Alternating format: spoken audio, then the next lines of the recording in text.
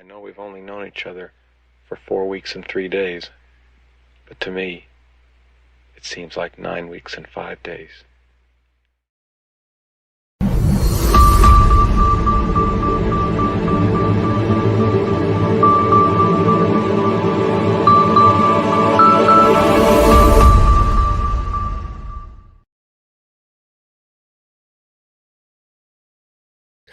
All right, all my passion plant people and garden enthusiasts. It is time for the Let's Get Growing show, the Sunday edition of the Let's Get Growing show here on the Urban Gardener channel. And I'm Enoch.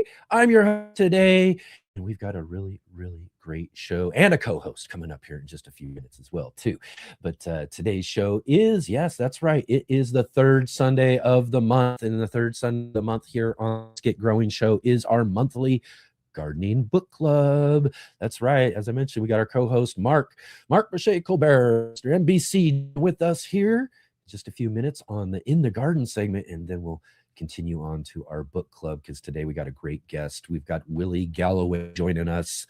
Willi Galloway is the author of Veggies for Breakfast, and that's our book this month. We're talking Veggies for Breakfast, 100 delicious plant recipes for your breakfast. This is a really awesome book. Really excited to talk to Willi here just a little bit later on the show here. We got our copy with us right now, all set to go.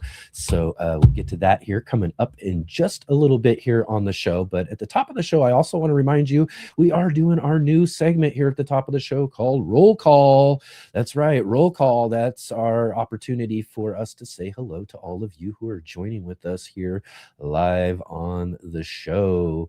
So definitely, if you can, drop into our chat there real quick. Let us know you're here. Let us know where you're growing from, what you've got growing on in your garden. We want to hear all about that. And we'll give you a shout out here in just a few minutes for our new roll call segment coming up.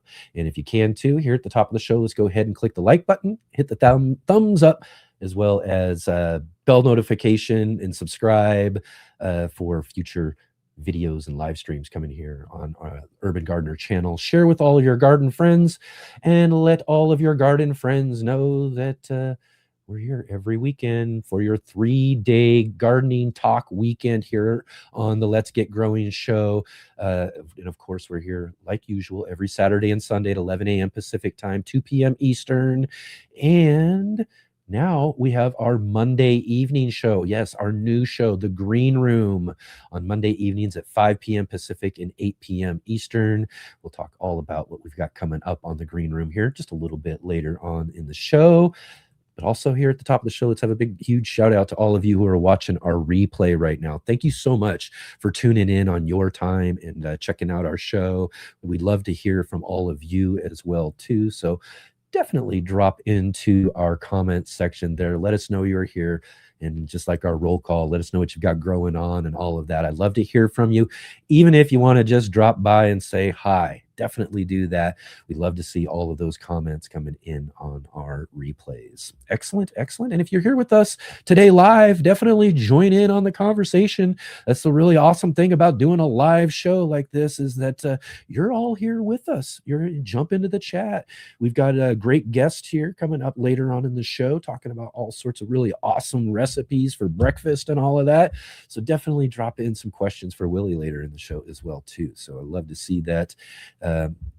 Love to see all of the questions and definitely comments and all of that. And we'll also try to drop those on screen throughout the show. So definitely be in that chat. Let us know you're here for sure. Excellent, excellent. And then real quick too, let's follow all those links down below to all of our guests and everything. And you can find a way to get yourself a copy of today's book for our book club as well, too, in our links. So definitely check out all of those links down below.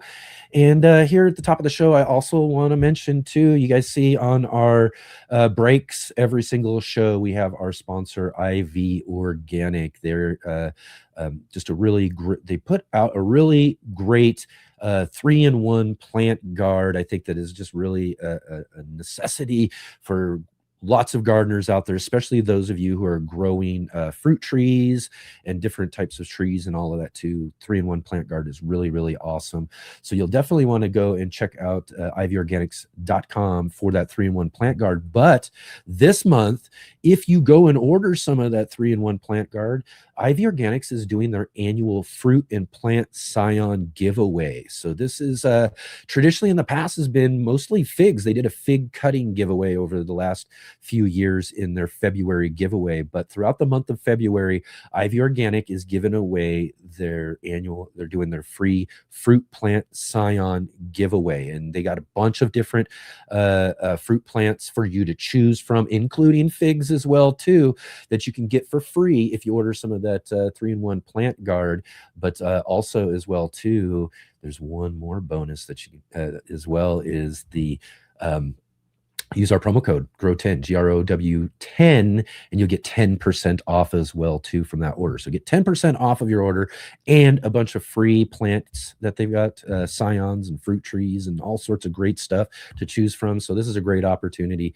Definitely go and check them out and use our promo code and get all those great deals with our sponsor, Ivy Organic. Excellent. Excellent. Right on, everybody. So great to have you all here with us. And if you didn't get to check out yesterday's show, you're going to want to go back and check out yesterday's show. We had a really fun conversation with Maria Falia of Growing Joy with Maria. Maria joined with us to talk all about houseplants. That's right, houseplants. We haven't had a chance to talk about houseplants too much. Y'all get to see all these really awesome plants that I have in the background here. I get lots of great comments about them. But we dug into a few stories and different great plant information and things that you should know about growing houseplants on yesterday's show. So definitely go back and check out that conversation yesterday with Maria. Really awesome. And lots and lots to learn as we learn from all of our guests here on the Let's Get Growing show. So much great information that they share with us there. So excellent, everybody. Right on. So are y'all ready? Has everybody jumped in yet? Are you have you let us know you're here? Have you been doing that? Jumping in there, telling us you're here, what you got growing on, where you're growing from, and all of that? Because now it's time for roll call. My name is Kevin. Yeah. That is my name. Yeah. They call me Kevin. Yeah. Because that's my name. Roll call. All right. It's roll call time. This is the part of the top of the show where we get to say hello to all of you who are joining with us here live on the show in our chat. So I hope that you've jumped in and let us know that you're here today. First and foremost, we definitely got to say hi to our good friend and facilitator, backstage producer, and all-around contributor here on the show. It's Jay Dixon joining us from Huron County, Midwestern Ontario, Canada. Excellent. Thank you, Jay, for all that you do. Everybody, definitely keep an eye out for all the links and further information that Jay puts into the chat there. Also, our other moderator on today's show, Adam Burley, my good friend from just right up the road. I guess down the road from him, but up the road from me is my good friend Adam up in Central Point here in Southern Oregon. Excellent, Adam. It's always great to see you. Thank you so much for being here. See, we got Brett, it's always great to see you here in the chat with us. Great to have you here with us today. Muddy Puddles Farm joining us from over in the UK. Thank you so much, Muddy Puddles, for being here. It's great to have you here. Frank, it's good to see your name again. Thanks for coming back. Really great to have you here joining us on the show. And we've got Robin in the conversation as well, joining us from Chicagoland. She says she's eating lunch, including tomato sauce I canned and pea shoot microgreens on top. She's gonna dig in. Excellent. That sounds good. I want to dig in. Awesome. Great comment there, especially with the show we've got going on today for sure. And Cats, excellent. Good to see you here joining us from Zone 5A, 8,000 foot altitude in the Colorado Rockies. That's way up there. Thanks for being here with us today. Great to have you here. See David in the conversation too. Awesome, David. Our good friend Bowtie, Triple G, greetings from Destin, Florida. Thank you so much. Thank you. And we've got My Beautiful Edible Garden joining us from Northeast England. Awesome.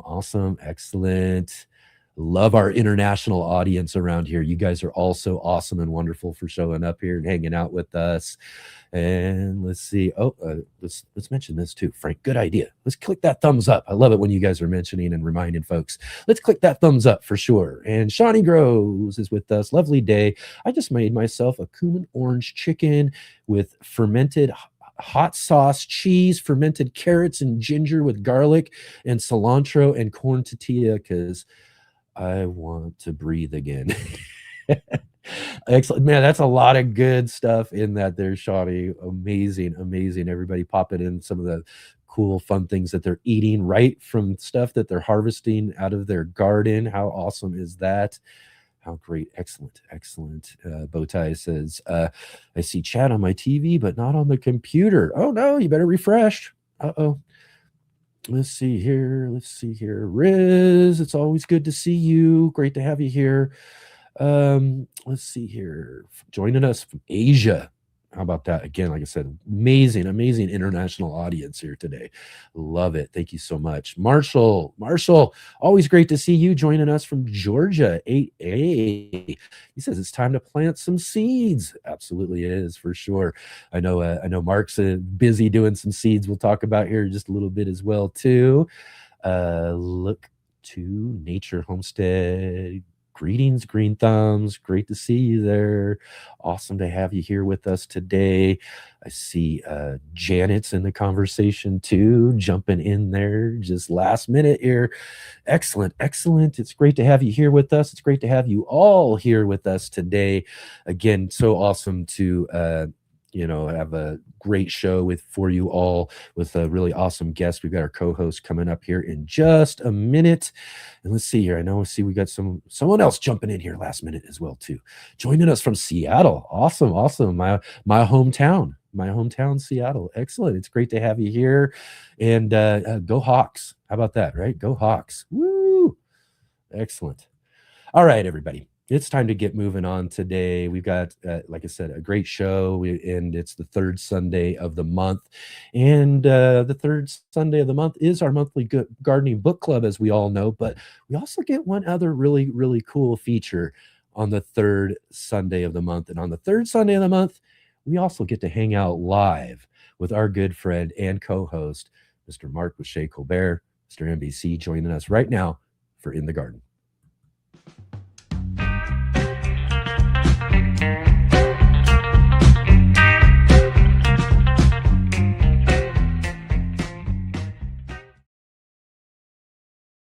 So, all right, everybody, let's welcome to the show our good friend, Hey guys. Mr. NBC in the house. Man, so much fun. Third Sunday is so much fun. So glad to be here, Enoch. It's just great. Yeah, it's always great to have you here with us and to dig into these just amazing books that we get to review each and every month on this book club. I mean, we're well into this whole book club thing and everything, but it's still probably one of the most fun features of what we're doing here on the show. The thing is, we never seem to have a miss. I mean, every one is just like incredible, including today. So it's like so great. Yeah, absolutely. So yeah, we've got Willi Galloway joining with us here just a little bit on the show. We've got our Veggies for Breakfast book here that we're talking about, but we're in the garden right now, Mark. We are in the garden. How is it going? In the house. The garden, as I always say, the garden is mostly up here. Oh, so yeah. You can, of course, your place is where you're sitting indoors is actually a physical garden. Just physical indoor garden, right? I got a. I see a plant leaf. I was gonna say I saw a leaf there on the side. Yeah. I got a plant companion, so that's good. You got a monster. Yeah. And I got the I got the right there downstairs too. So that's my little space where I go to just bathe, be with the plants. It's just a great way to start the day. Yeah, you got a cool little grow room down there and everything too. So that's a great. I've been there. It's a fun little escape room, if you will. Right? It really is. It's like people talk about the man cave and all this kind of stuff. Yeah, mine is this like it's probably like 10 feet long by about 6 feet wide. It's just a little section of a bigger room that I put a wall in years and years ago. But to me, it's chock full of stuff. It's not well organized, all kind of thing. There's all kinds of plants. But it gives me so much joy. I got the bright lights down there, the nice white LEDs, and just so many plants growing. It's just a great place. I go down there just for a couple of minutes in the morning before I leave for school, where I teach gardening. But it starts my day with the right kind of energy. Let me just put it that way. Yeah, yeah. It's again, I love getting started, coming out, checking the plants, doing everything. It's like we're talking today. It's like breakfast, right? It's a Oh great way man, to start your day, right? yeah. I just jumped down there this morning. We were chatting with Willie just prior to this program, and I was like, I was making a recipe even like an hour ago from the cookbook because I had Thai basil and Hmm. I had cilantro that I was just growing down there for winter herbs and stuff. That's the other nice thing about the grow room. You can just keep stuff going all winter long. And I was like, okay, definitely. I had some feta cheese. I'm like, I'm making the herb feta cheese right now with these herbs. Yeah. Let's go. Let's do this. Yeah, yeah. I saw your reel you put out earlier for it. It looked great. Yeah. I'm Oh like, man, I had it on a cracker with some microgreens. It was like just killing it. I'm like, this is living large right now. yeah, Living yeah. large. Like, yeah, like I said, this one's definitely right up your alley. I've been to visit you many times, and every time, it's like right in the morning, man. You'll find Mark right in there making something, conjuring something together. I loved I it. mean, you are our house foodie for sure when it comes down to it. I Well, love it. I love it.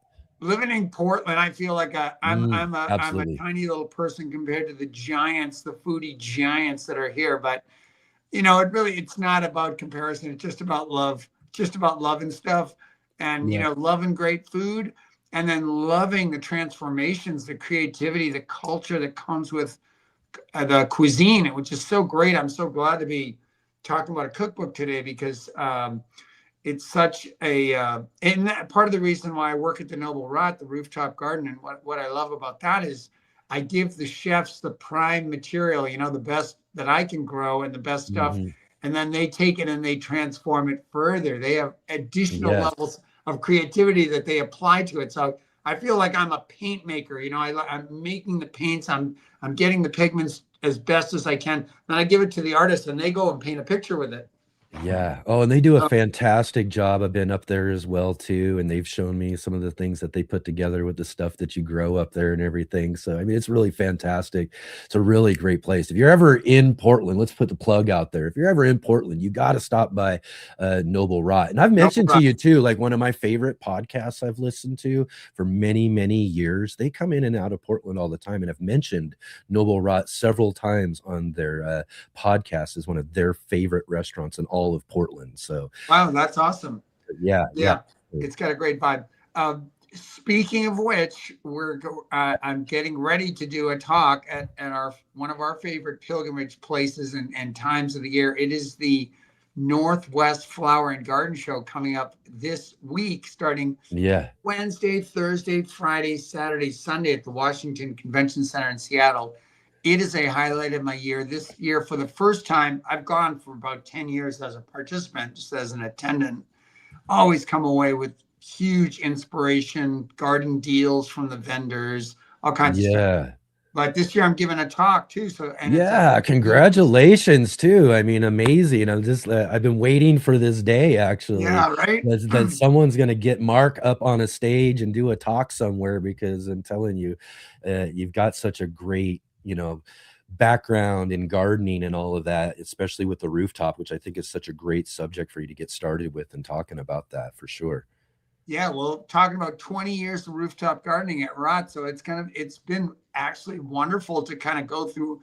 I've been going through all these old photos on different hard drives and things, and just seeing the whole evolution, all the things we've tried up there, some, the high point of success and the low point of failure, just all the different, just the whole arc Mm, of it all. It's just going to be great to try to present to folks and, encourage people to do rooftop gardening. But as I'm going to say in the talk, rooftop gardening is a variation of container gardening. So, yep.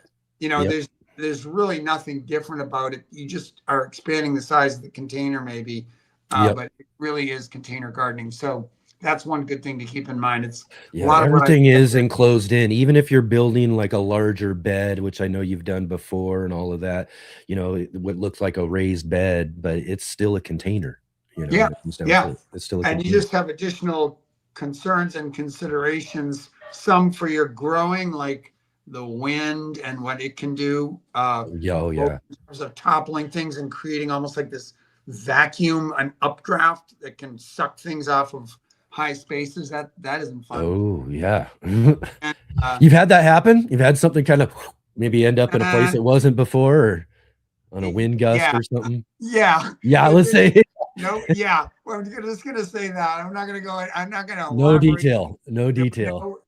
nothing happened. There was no property or personal damage, but yeah. Yeah, So yeah. yeah. Oh my. And wind is crazy. Here's a very a gentle and nice story about wind and farming, because it reminds me back to one of the early days when I was farming with this wonderful farm partner, Beth Razgrashek. We started a CSA in Portland together. And one day we were out in the field, and this kind of phenomenon called the dust devil, which is like a little mini tornado almost. It comes by. It took this piece of rime, this agricultural fabric that you put over raised beds to keep out insects or make things warmer. It was about a 100-foot long piece of rime.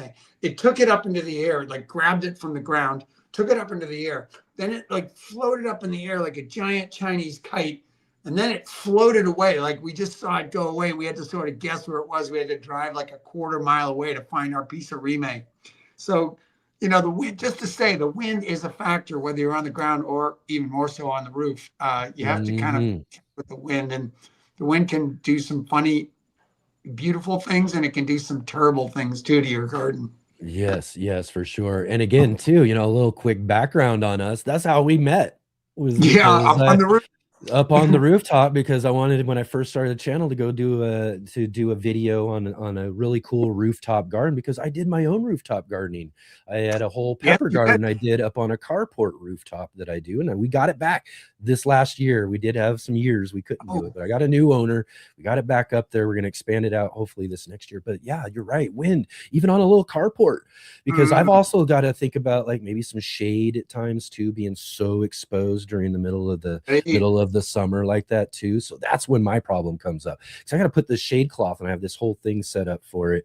But man, if any wind kicks up at all during that time, that shade cloth, like you said, it's up and gone. Right. So I got to be on top of watching out for that stuff. So it is really a huge concern.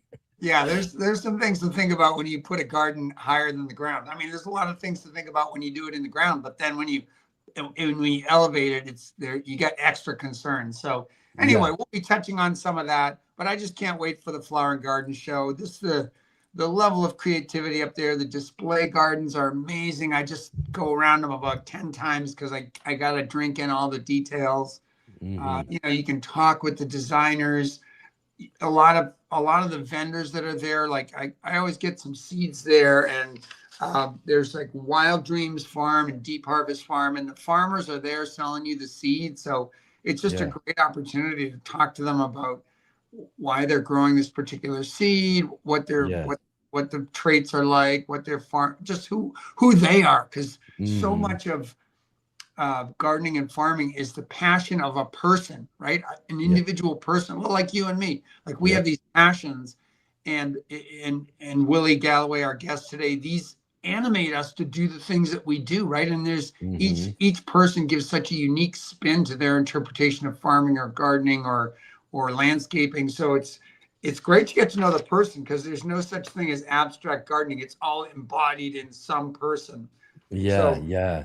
No, it's a really great fun show. If anybody wants to check out and see how much fun Mark has at the Seattle Flower and Garden Show, and I'm sure Jay might be able to find a link for everybody in the chat there, but Mark did a top 10 for us a couple years back, and we did some video clips of Mark while going around showing us all of his favorite things at the Seattle Flower and Garden Show.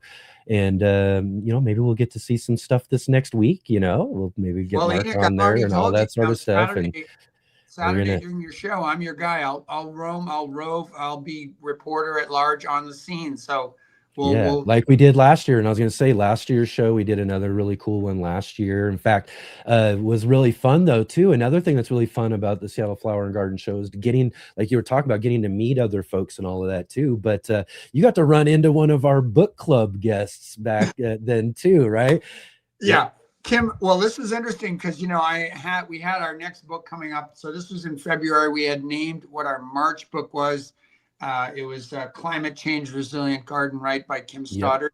Yep. And so Kim's from England. So, you know, the odds that we would ever meet are almost infinitesimally small.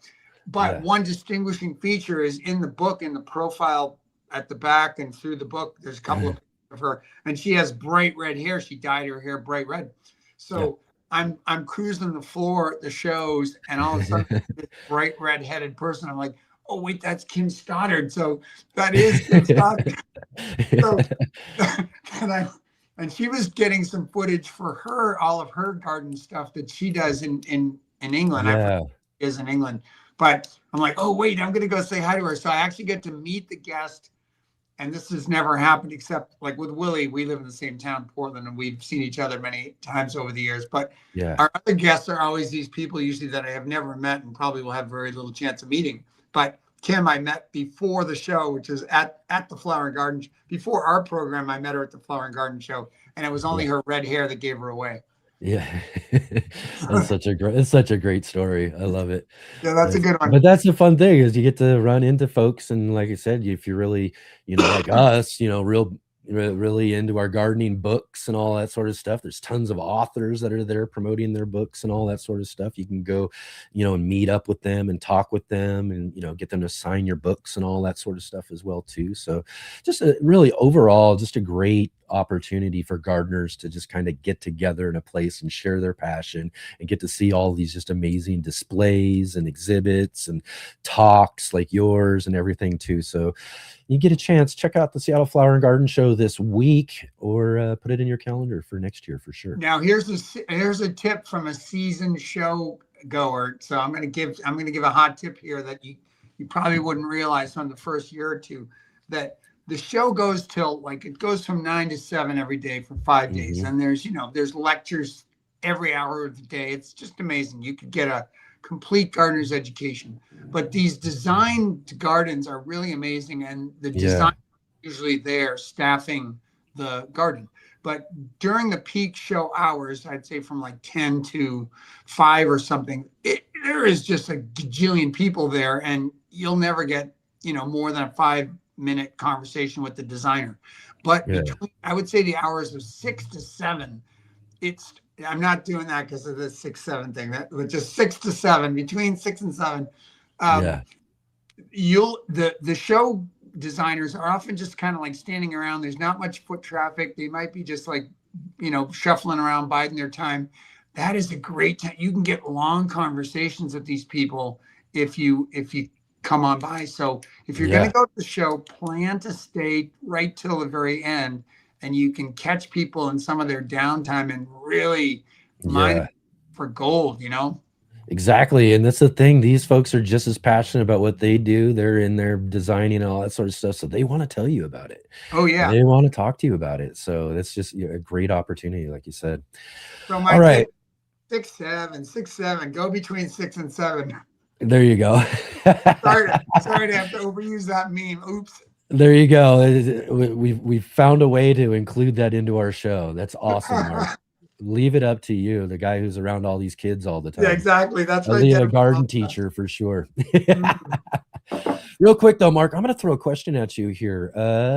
We have someone who dropped a question. I know you might have some advice. We'll finish up with this here on our In the Garden segment, and then we'll get moving on here. But my beautiful edible garden joining us from the UK. Okay, advice from growing sweet potatoes. Growing them for the first time. Slips are just starting to sprout. Nice. I mean, the question I have is, where are you growing them, and do you have a variety that's adapted to that location?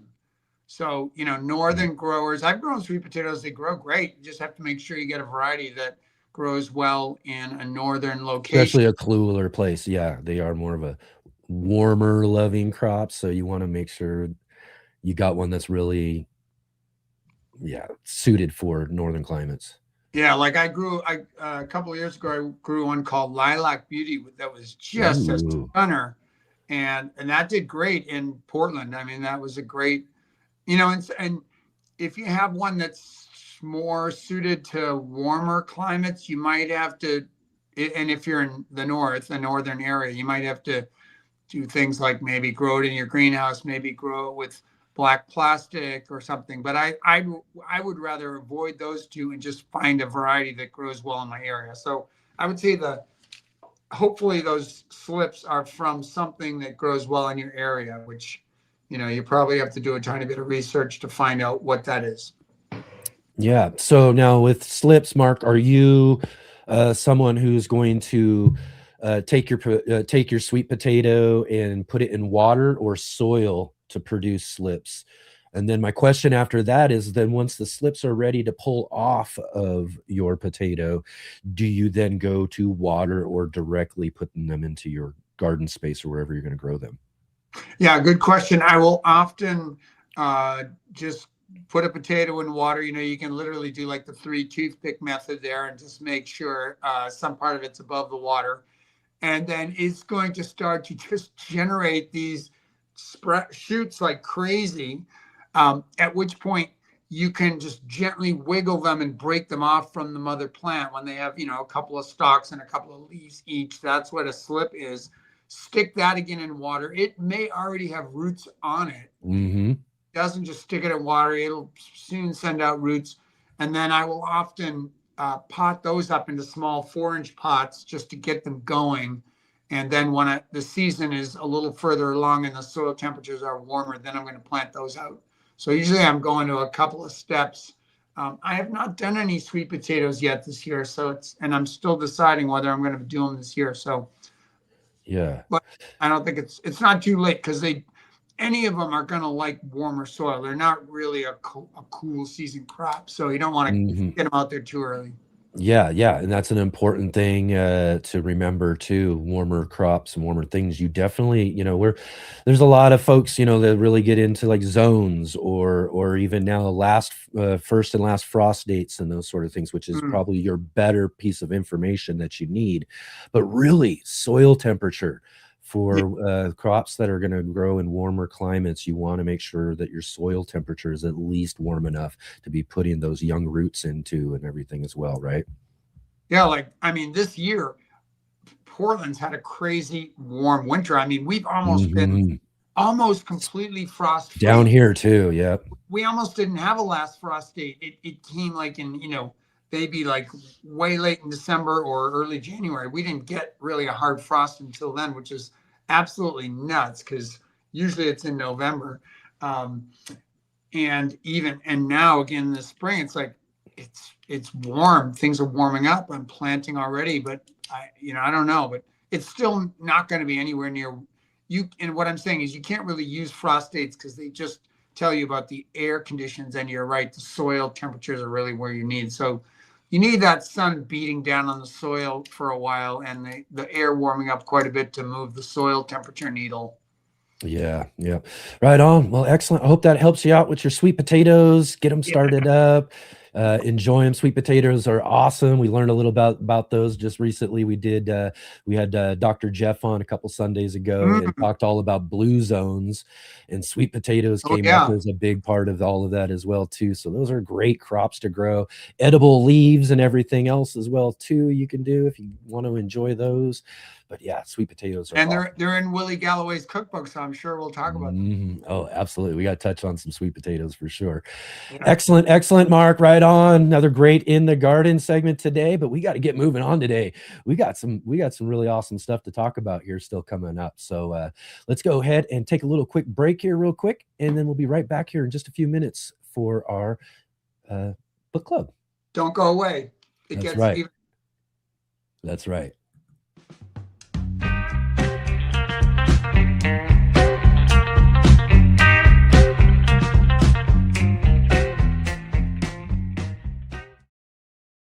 Ivy Organic was founded on the gardening concept of whitewashing, simply lightening your plants to better tolerate weather extremes, transplant shock, and so much more. Such a valuable gardening practice that farmers have been doing it since BC times. However, in recent years, most research has been caring for plants and trees using latex and tar-based products which are designed to last 100 years but fall off your plants within 1 to 2 years as your plants grow, contaminating your garden soil indefinitely. Available in colors white or more natural looking colors such as brown, green, gray, and grayish. Ivy Organic has 2 general categories of whitewash products. The 3-in-1 Plant Guard, which includes 7 natural oils including castor, cinnamon, clove, garlic, peppermint, rosemary, and spearmint, which offer insect and rodent repellent protection, and the whitewash oil-free formula. Both products also have diatomaceous earth in the base ingredients, which naturally offer some insect repellent protection too. As always, keep growing with Ivy Organics and wishing you all happy gardening.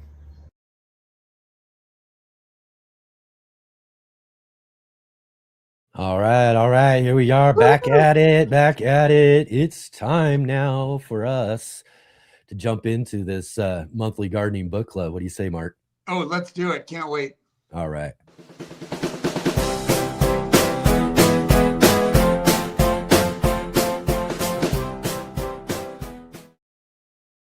All right. Here we are. It is the Sunday edition monthly gardening book club.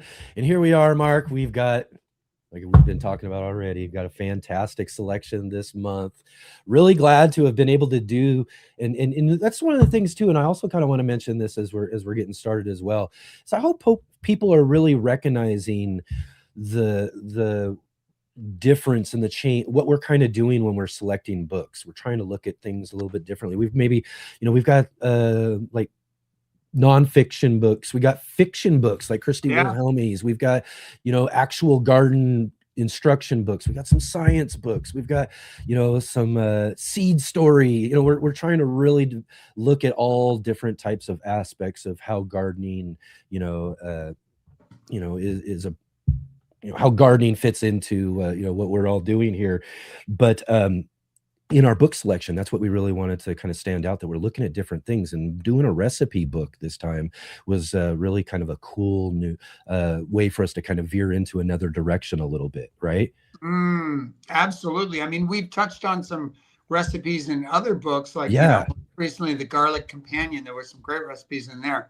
But this is the first time we go full on cookbook. It's just like full on. Yes, exactly. And again, too, we mentioned you're our house foodie, so we knew we had to get around to doing something like this eventually. And I'm really glad that we were able to get a hold of Willi to have her on for this one, because this is just a really excellent book. I think the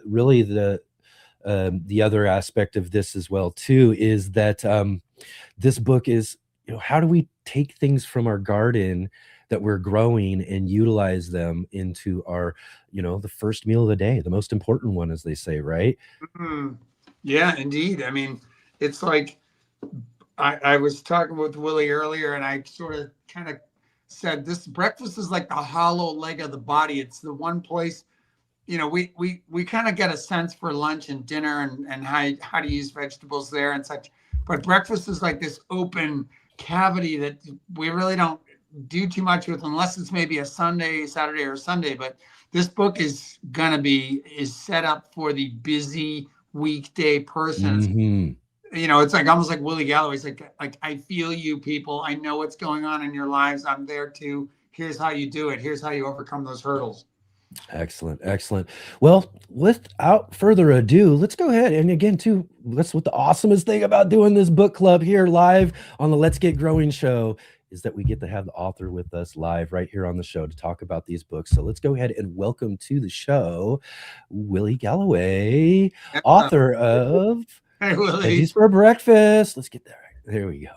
Excellent. Willi, great to have you here. Thanks for joining with us today. Yeah. Real pleasure. Thank you so much for having me. I'm excited to talk about veggies.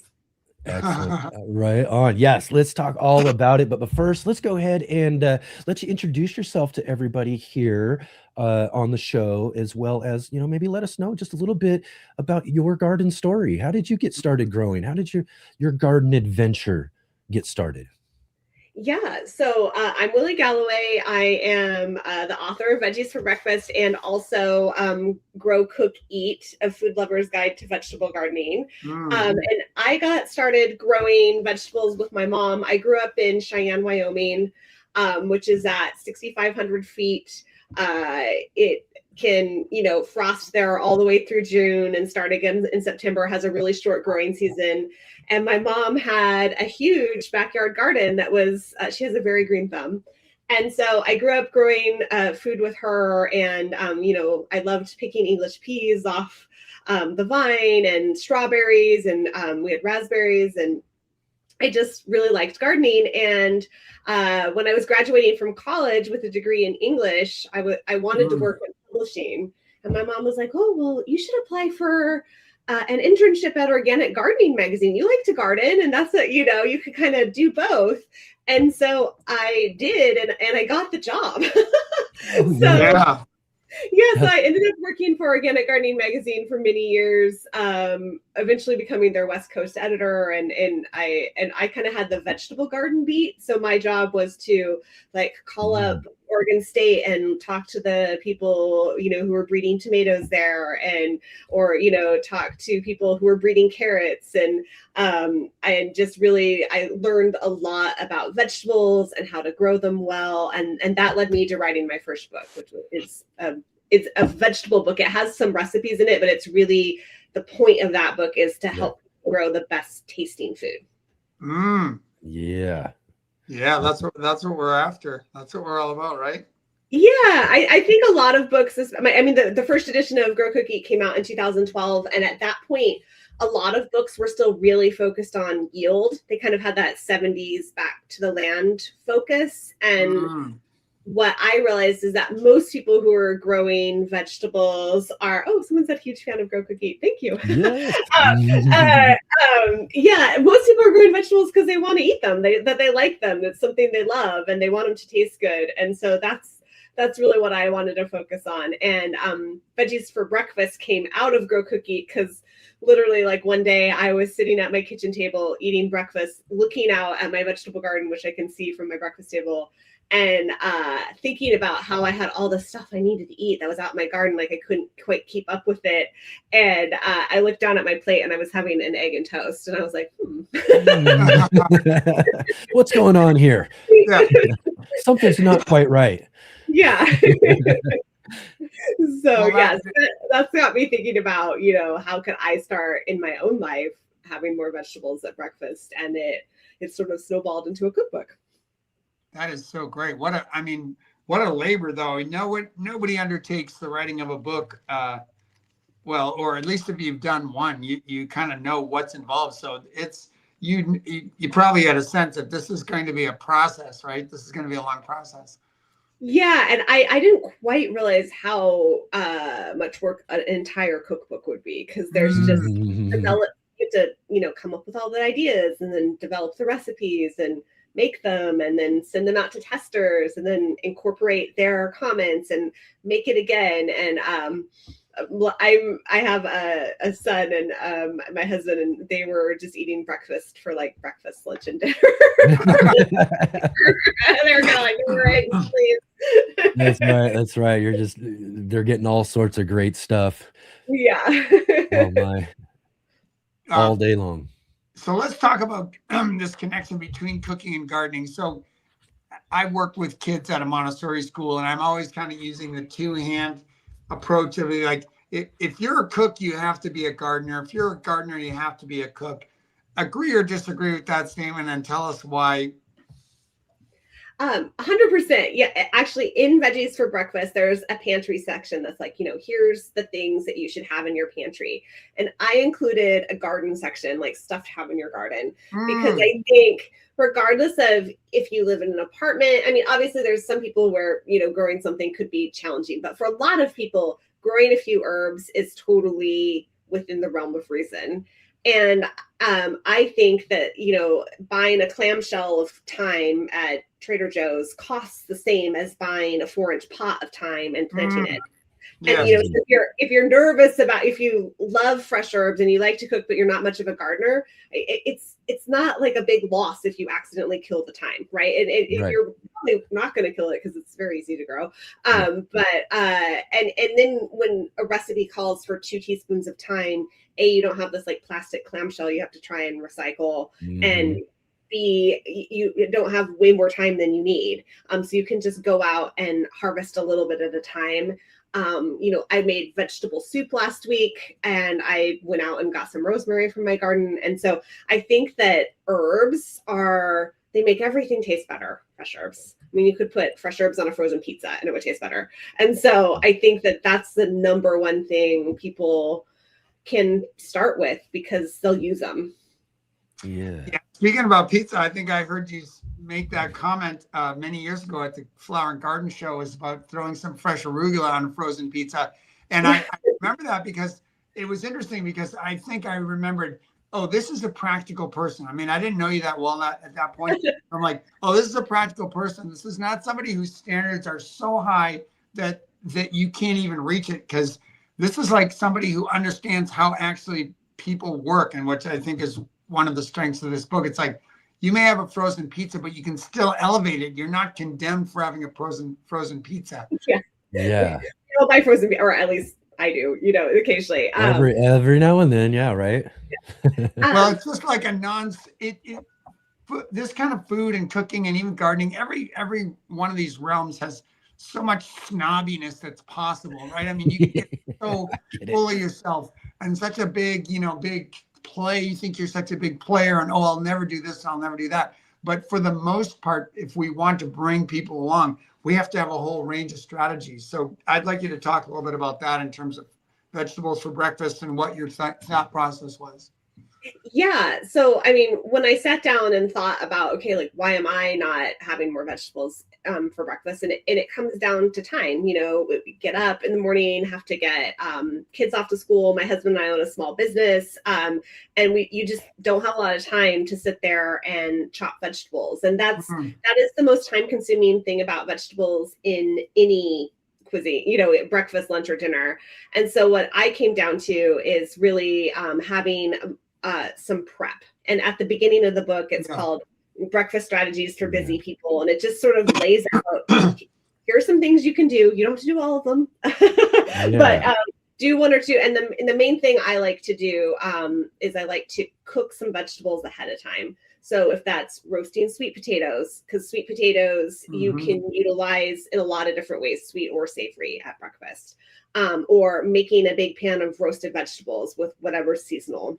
And then I like to make what I call a salad bar box, which is I'll just pre-chop some, I'll shave some carrots. And so right now I've been having a lot of like carrots, fennel, and radishes.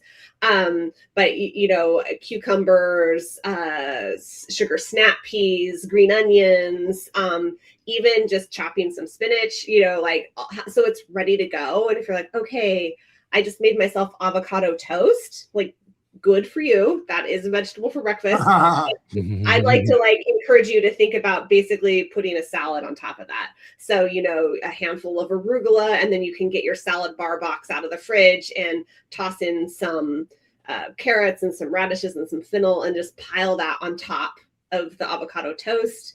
Eat it with a fork until you can kind of get to a handheld situation, and then you can eat the toast.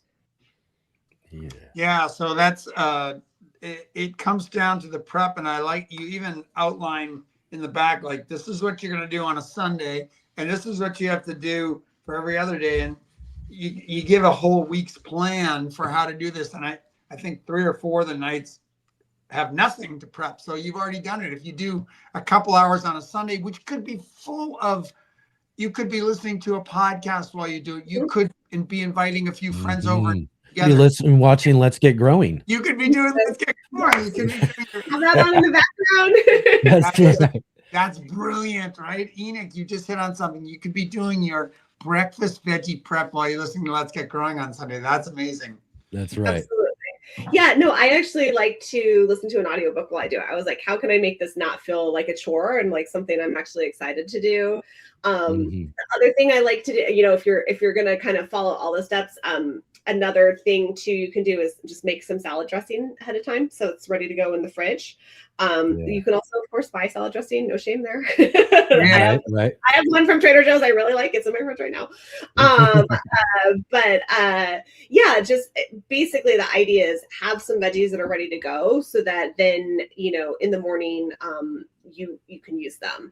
And then Mark and I were having a conversation earlier this week, and I was chatting with him, and he was like, "Oh, I love leftovers," and that's another great strategy. Is if you have asparagus season is coming up. When asparagus is in season, we eat it like every day. I love it. And so you can have leftover asparagus, and there's some recipes in the book for savory oatmeal. So I know most people eat oatmeal with butter and brown sugar, which is a really also delicious way to have oatmeal. But steel cut oats especially have a great nutty sort of flavor that lends itself to a savory preparation. So there's a cacio e pepe, which has pecorino cheese or Parmesan cheese and pepper. There's a smoky tomato, and there's a garlic and miso and ginger savory oats. And you can make those ahead of time, pull it out of the fridge. The secret to reheating steel cut oats, I don't know if anyone's ever made it beforehand and you like put it into the microwave and put some water in it, and then you just have basically like this iceberg of cold oatmeal and hot water. You're just like, so like one of the things that I was developing the book was like, how can we like reheat oatmeal and have a good texture? And the secret is to add really hot water, either from the kettle or from the tap, until you get it kind of to that consistency you like. And then you can do that on the stove, or you can pop it in the microwave for a minute and then add a little bit more hot water if you need. And that'll get you back to a delicious, creamy oatmeal that doesn't feel like just like chunks of oatmeal and water. Yeah. So one of the challenges of reading a cookbook can seem it's both easy and hard, right? So it's like, oh, this month's a cookbook. Is this going to be a breeze? Because you can kind of really breeze through it fast on the one hand. But then to read it, you must actually cook some recipes, I think, to be authentic. So, I was trying that and did a bunch of them. I really liked I did a carrot cake overnight oats with the pepita crunch, and that was great. I mean, I just literally mixed everything, put it in a big mason jar, let it sit in the fridge overnight. Boom, it's ready the next morning. Those are genius recipes. Yeah. I love that one. And I also, another oatmeal recipe that I like a lot is the Morning Glory oatmeal recipe. So it has zucchini, carrot, and apple in it, or like an orange sugar on top, which is optional if you're not, wanting to have refined sugar, but it is really good if you if you add it on top. But yeah, that one's really nice. Also easy to reheat. So the book has toasts, it has bowls, it has egg bakes, it has kind of handhelds, so sandwiches and burritos and wraps. And then also there's a sweet section, because I know, some people just savory isn't their jam in the morning. They want something sweeter. And so I wanted to have throw those people a bone too. I'm more of a savory breakfast person myself, but so there are some sweeter recipes too. Well, and jump in. I know you want to do a quote at some point. Do you want to do that now, or should I go with another question? Well, I was going to, but I think we've covered most everything I was going to read in that there. I was just going to, again, it's kind of, we're talking about a recipe book here too, as Mark was saying. So there's a lot of the practical work in reading this book is making recipes and doing that. But, you did talk about, being a vegetable. Well, I'll just read it. Let's just read it. I do a reading anyways, even though we already talked about it, we'll just get into it. Growing, cooking, and eating vegetables happily take up a large part of my life. Being a vegetable gardener naturally translates into being a vegetable lover. But a few years ago, I found that the morning crunch time of getting ready for my day did not lend itself to preparing vegetables for breakfast. Even though I had a garden full of vegetables right outside my kitchen door, more and more I found myself making the exact same thing every morning: toast and an egg. I ate this meal semi-rigorously, not because it's my favorite thing to eat when I wake up or because it made me feel amazing. No, this was my go-to breakfast because it was easy. And so you kind of talk about that. And again, too, so I guess we'll just kind of, like I said, jump into it, because you do start the book, of course, as we touched on the meal prepping and doing that. There's some great strategies for busy people. As you mentioned, this is a bit, you wrote this book because you're busy and you wanted to find ways to include these things from your garden. But you did start the whole book, right? Chapter 1 is toast. Right, toast was your go-to to begin with, so I guess that was a natural start, right? How do I start adding things to my toast to get me going, right? And that sort of thing. So real quick here, I do want to pop this up because you did share a couple of really great pictures with us here. So let's pop up this picture here and tell us a little bit more about toast. Oh, sure. Well, I mean, so toast is kind of like a giant crouton, right? So there's a basic garlic toast recipe, and you toast your bread, you take a raw garlic clove and you rub it on top of the bread. You can, put butter or olive oil on it, and then you have basically a big crouton that you can top with whatever you want. So there's some asparagus that's on some garlic toast. There's I think a ricotta toast. So whipped ricotta is one of my favorite recipes in the book.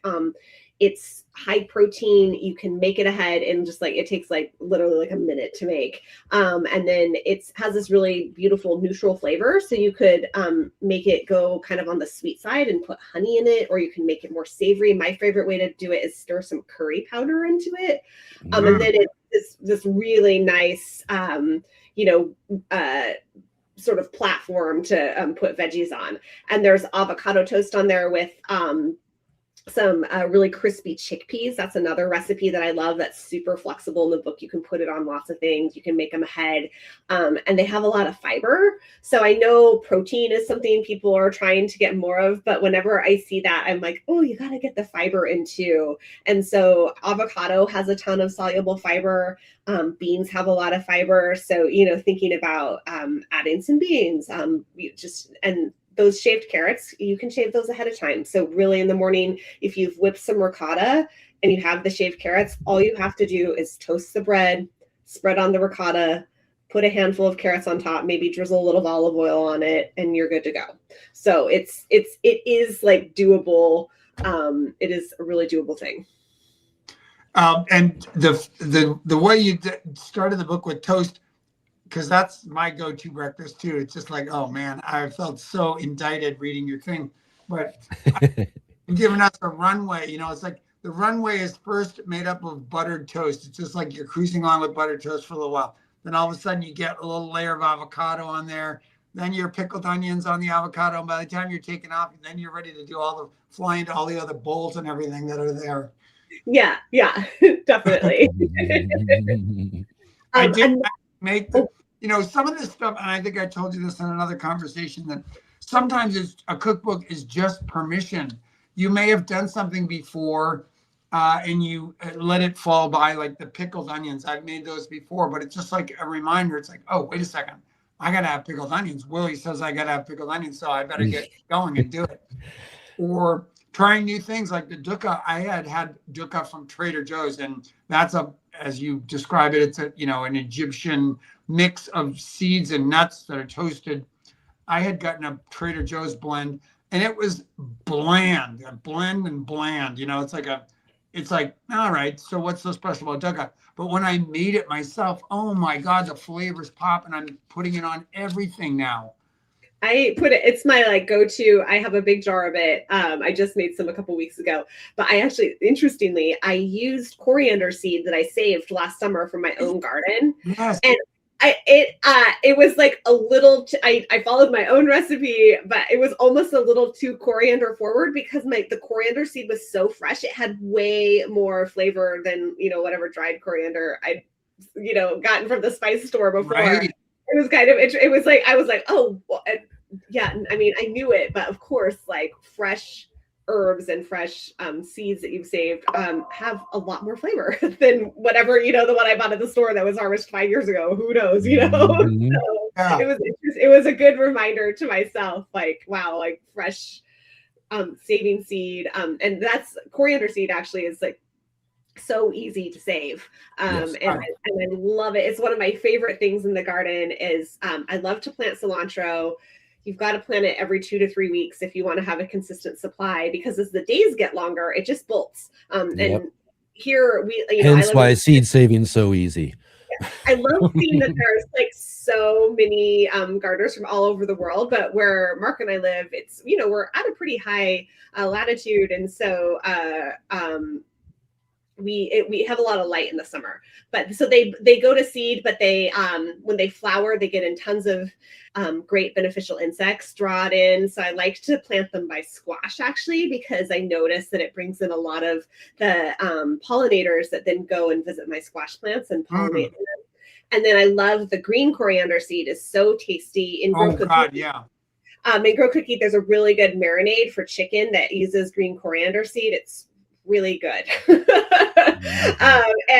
And then you can let the seed dry and it will plant itself. It self-sows nicely, at least in my climate. And then I had a bunch last year, so I saved it and it was so good. Two things about cilantro. One, that's one of my grow room favorites because I can grow it down in the grow room actually all year long if I want to. And the day length is always stable because it's on a timer. And the temperature is more or less always stable. So I can avoid some of those bolting cycles and all that stuff by just having it in pots in the grow room. And then the stuff, if I don't want to eat it all or trim almost all of it, then I can transition some of it outside for seed. So that's kind of cool. But I'm glad you mentioned green coriander, because this to me is like one of the big advantages of being a gardener and a cook. By having a garden, you can grow things that are not commercially available. Like, so green coriander is the intermediate stage between the flower and the dry seed, but you will never find that in any market. It's not available, right? Not even at a farmer's market. You just don't see it ever. Yeah. So I've never. Other gardeners. That's it. That's the only people who can get that thing. Is you got to grow it. Oh, no, that's such a great point. And that's something I actually talk about in Grow Cook Eat, is all the edible stages of harvest, because because when you grow food, I actually started writing Grow Cook Eat. One of the sort of impetuses of growing it is I was out in my garden. I lived in Seattle at the time, and my radishes had gone to seed, and I there you are, my favorite. On a whim, I just popped a radish pod into my. I was like, I wonder what this tastes like, and I was like, oh my god, it's super good. And then I kind of looked around, and I was like, wait, what else am I not eating? And that kind of started me down the path of really thinking about all the stages of harvest, all the edible parts of the plant. And then when I was writing my book, I was like, okay, I want to tell people, all the stuff that they might have just been throwing in the compost because they didn't realize you could eat it and it was delicious. Right now, one of my favorite things is that all the overwintered brassicas are starting to get robbed with the buds, and they're so good. Even if your kale just looks like my kale right now, the leaves, I had a whitefly problem at the end of last summer that was bad, and the leaves just are not looking great, but the buds are coming out, and I was like, yay. I left them in there even though they were sort of sad, because I was like, oh well, I'll eat the raw in the spring. And so but I didn't want to just be like, oh hey, and eat your kale raw period and not give any cooking ideas. So each guide in Grow Cook Eat has there's kind of a here's some cooking ideas, and then there's also a full recipe. Yeah. I'm so glad you mentioned radishes too, because that was the first thing that comes to my mind when I'm thinking of extending or getting other types of harvest from the same type of plant, and radishes are my favorite in that sense, because those seed pods are probably literally when I discovered that, one of my favorite things in the garden nowadays. But then, you let them go, you let a few of them go, and then you get your seeds for microgreens later on as well too. So yeah. And Enoch, do you ever eat the radish greens? Radish greens, it's exactly. It's so versatile. You got the root itself, the greens you can harvest for a little while, so I got, I keep my patch a little separate. There's my ones I'm going to be taking for just fresh right out of there. I want to have them. And then there's the ones for greens. And then those ones will eventually become my seed ones, and then we get seed pods for a while. And then when I'm done with the seed pods, we let a few of them go to get seed for microgreens later on. But it's literally like one of the most versatile things Yeah, in the garden. It's amazing. A radish, and the right? flowers. The flowers are so pretty, and they are like a slightly flowers. spicy, and they're just like a nice. Mhm. I love edible flowers because I'm like, I feel like if you just make Yes. something, See, there you go. You threw in something I wasn't even thinking about, though, was the yeah, edible flower part of it too. yes, it All looks with, all with that little bit of radish flavor to it, right? yeah, it does. Yeah, Yes. Right. It's so great. Yeah, and sometimes like the flowers, I love this with arugula too. Again, like where are you going to find arugula flowers? Well, how about some overwintered arugula? But yeah, it's a transformation because you eat the flower. One, the flower is super pretty, you know, 4 lobes, beautiful, like creamy white with these slightly brown veins. It's just exquisite to look at. But then you eat it, it's like you get the bite of arugula, but then when you hit the nectaries of the flower, you get this little sweet pulse that you wouldn't get from a leaf. Yeah. And oh my God. And the same thing will be true of the radish flower. It's like, this is something totally different. It's familiar, but it's totally different. Yeah. And I'm seeing all these comments come through, and I think we're gonna have to start like a radish appreciation society. Exactly, right? They Yeah. are more than you think, and I agree with the arugula too. We're looking at these little semi-spicy flavors and things that you know that give those hints, which is really cool. Like I said, you get those hints with all these other parts of the plant as well too, that just come in a different way. So that's what makes them so awesome and to be able to use in different functions, right? Absolutely. Yeah. And it's just what makes gardening. I always like to describe it as one of those sort of rabbit hole hobbies where you can like really like fall down the rabbit hole. And why do you think we're all here on a talk show on the weekends? We are well into that rabbit hole. We're down. Like I haven't reached the bottom of the rabbit hole yet. But no, I think it's so fun, and there's so many ways to explore it. And once you start looking into radishes, you're like, oh well, in Poland they grow these like really beautiful black radishes, and there's from cultures all over the world where different varieties or different types of vegetables are super important. And I just love that. I think it's really a fun part. The variety choice is probably why I like to garden, because I'm actually speaking at the Northwest Flower and Garden Festival too on Wednesday evening. Ooh, yeah, look at that. A couple of speakers here. Yeah, and I'm talking about Pacific Northwest seed companies, including Deep Harvest and Wild Dreams.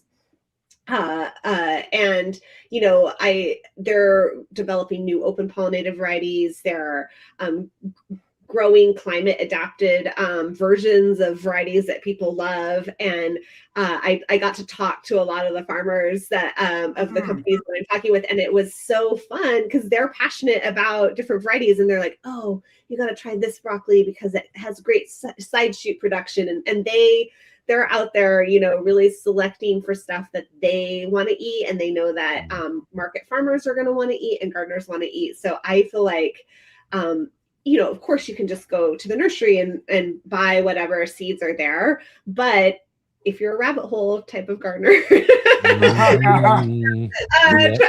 find some seed companies that are in your area, or if they're not in your area, are in your zone. If you're in, I saw there were some people here in like zone 5B in Colorado. I personally don't know of any seed companies in Colorado. I'm sure there are some. Oh yeah. But Sedco Seeds in Maine would be a good place, resource for them to look, because Maine's cold. Not as high as of an elevation, but the zone is similar, and so you might find varieties that do well in your zone. So I think that variety research piece is a really fun part of gardening and cooking, really. Really, and it is. And again, too, that gets us back to a point kind of made earlier about stores and what we're getting and everything, because you can really only get so many types of varieties of things at a store. Whereas in your garden, look at all the different varieties of tomatoes you can grow. Look at all the different varieties of any type of thing that we're growing in our garden that we can grow. Again, whether we're growing for a specific climate or we're just growing for flavor, having a different type of flavor, that sort of thing. So again, that's another aspect of what we're doing in food and cooking and all that, from the stuff that we're getting out of our garden, is the variety. Like the variety can be amazing, and the opportunities to do stuff with your food out of the different types of things that you can get, like I said, whether it's different types of lettuces, different types of things that you just don't get in that type of variety at a store, right? Absolutely, yeah. And you really the motivations of the people who are growing the food that you're going to find at a grocery store, the attributes they're looking for in a variety are going to be really different than the attributes a home gardener is looking for. They're going to look for, does this variety travel well? Does it does it have Storable. does it store? Yeah. And is it productive in my field? Is it easy to pick? Like, can it be picked mechanically? That kind of stuff. That's not in your home garden. You're like, does this taste good? Is it beautiful? Yeah. Will it grow well in my climate? Those are the things that you want to look for. And so, and you have an opportunity to decide what's important to you. Like, I like striped tomatoes and black tomatoes. I think they taste better. Like, than the dark ones. You like the dark ones? I like the dark ones, and I really find like the orange and yellow stripy sort of tomatoes and orange tomatoes just have a flavor profile that I really like. So that's what I look for. I do grow some red tomatoes, and but I think I like a little bit more acidity, and a lot of times those orange tomatoes have just a little bit more acidity. And the black ones have a more robust flavor, I think, that can almost be smoky. And so, yeah, as you garden and grow and you cook from your garden, you can start to kind of narrow in on what you like. I love butterhead lettuce and romaine. I don't grow a lot of other. I've grown them all at some point, but I'm kind of like narrowed in on those guys because I like them. Yeah. And just real quick, I'm just going to say this real quick, though. And I like the point you're making about that you kind of hone in on the stuff that you like and everything, because that's something, a goal we do in gardening is try to narrow down to certain things that we want to grow season after season because we really like it. But another thing about the garden is it also gives us that opportunity to experiment and try newer things and newer flavors and all that stuff, which has been big for me as a very picky kid eater. I was so picky. I was one of those guys that it took until I started growing my own garden in adulthood before I really started learning flavors of things that I probably just wouldn't have tried when I was younger. And boy, it's just a game changer, though. Well, that's what I love. New things, right?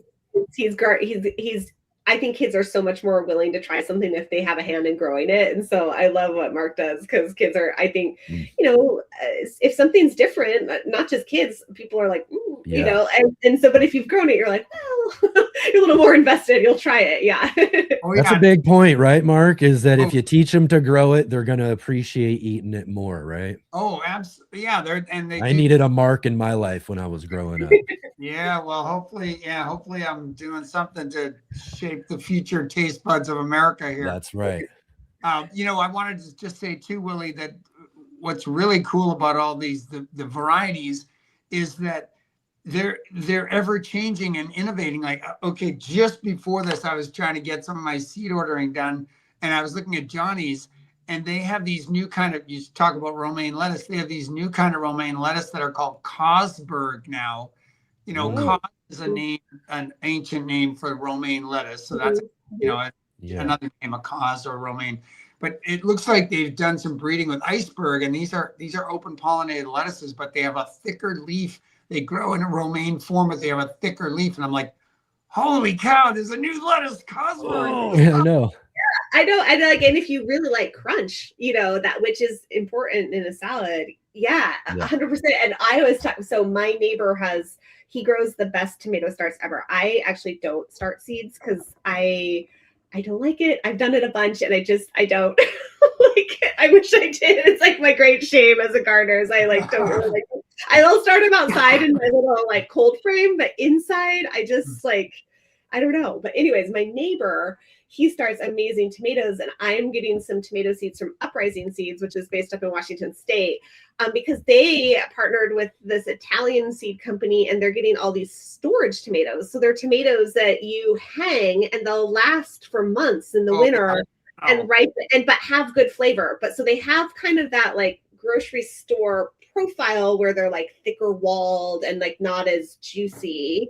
But they have they're heirlooms and they have amazing flavor. And I'm super, super excited to try it and have Kurt, my neighbor, grow them, because he grows these just like gorgeous tomato starts. They're so beautiful. Did you talk with Evan Gregoire, Portland Seed House too? Oh, I did not. Oh yeah, he's great. He's growing out at he grows a gajillion varieties of tomatoes for all the top chefs in Portland. Okay. And out at Rossi Farms now, he's rented some land or is with them Okay. out in East Portland. But he's got a great catalog of stuff, and he's been to Italy, I think, many times, and has some varieties along those lines too. So you probably want to check him out. Oh, I will have to check him out. Portland Seed House. Yeah, Evan Gregoire. He's an amazing guy on the local scene. Oh, cool. Very amazing gardener. All right, I want to talk about. You said something that piqued my interest early on because it's a little bit of a pet peeve of mine too. Association of gardening with yield, and where I hear a lot is in the donation world and in the food bank world. Like we grew. Last year we grew 50,000 tons of produce, and I'm in my mind, I'm always like, yeah, well, most of that was water, so it's not that. Our last guest was Sam Kaufman. And his book Survival Gardening. We were digging into this idea of like, pardon me, you couldn't survive on cucumbers, so don't put all your eggs in the cucumber basket because it's mostly water you're growing. You got to make sure you're getting the balance of fats, minerals, proteins, and various plants are going to deliver that and look for nutrition. But you can either take it from the idea of taste or nutrition, but what is gardening for those characteristics and not just for yield? How do you garden in that way? Tell us about that. Well, taste and nutrition are actually intrinsically linked. So a lot of, if you're looking at like anthocyanins, right, the sort of blue and purple compounds, they're linked with a lot of health benefits. They're also linked with flavor, right?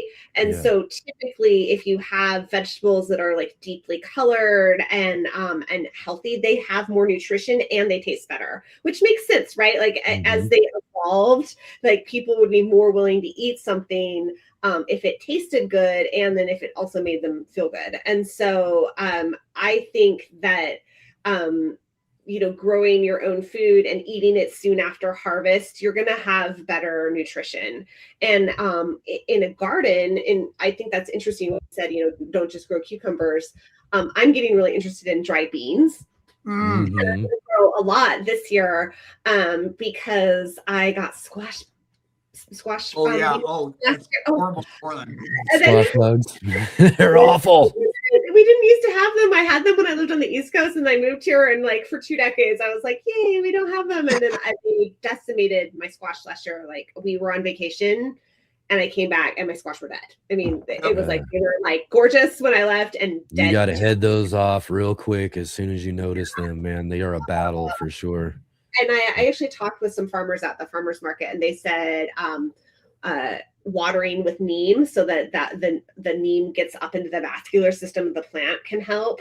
But yeah, it's a lot of, and then growing under cover, which I can't do. I grow in I basically have a container garden because I grow in troughs. And so I got to grow them up a trellis. Anyways, I'm going to not grow any squash this year, which is like very sad for me, but I'm going to try and break the life cycle. I tried that. I tried it. I'm going to tell you, I tried that. It doesn't work. It didn't work. I don't know. I don't know how they come in or what they come from or something. But I know, again, too, one of the biggest lessons we learned from our good friend Gardner Scott, who comes on all the time. He's like, you got to break the cycle, right? You got to break their life cycle and that sort of thing. But I tried literally almost 2 seasons without any squash at all growing in the garden. And 3rd season in, boom, there they were right there again. They laid eggs. Just don't know where. I mean, do they get to my neighbors and then they're just jumping around the neighborhood or something like that, where I can't control them in my own space, right? Yeah, they're just around.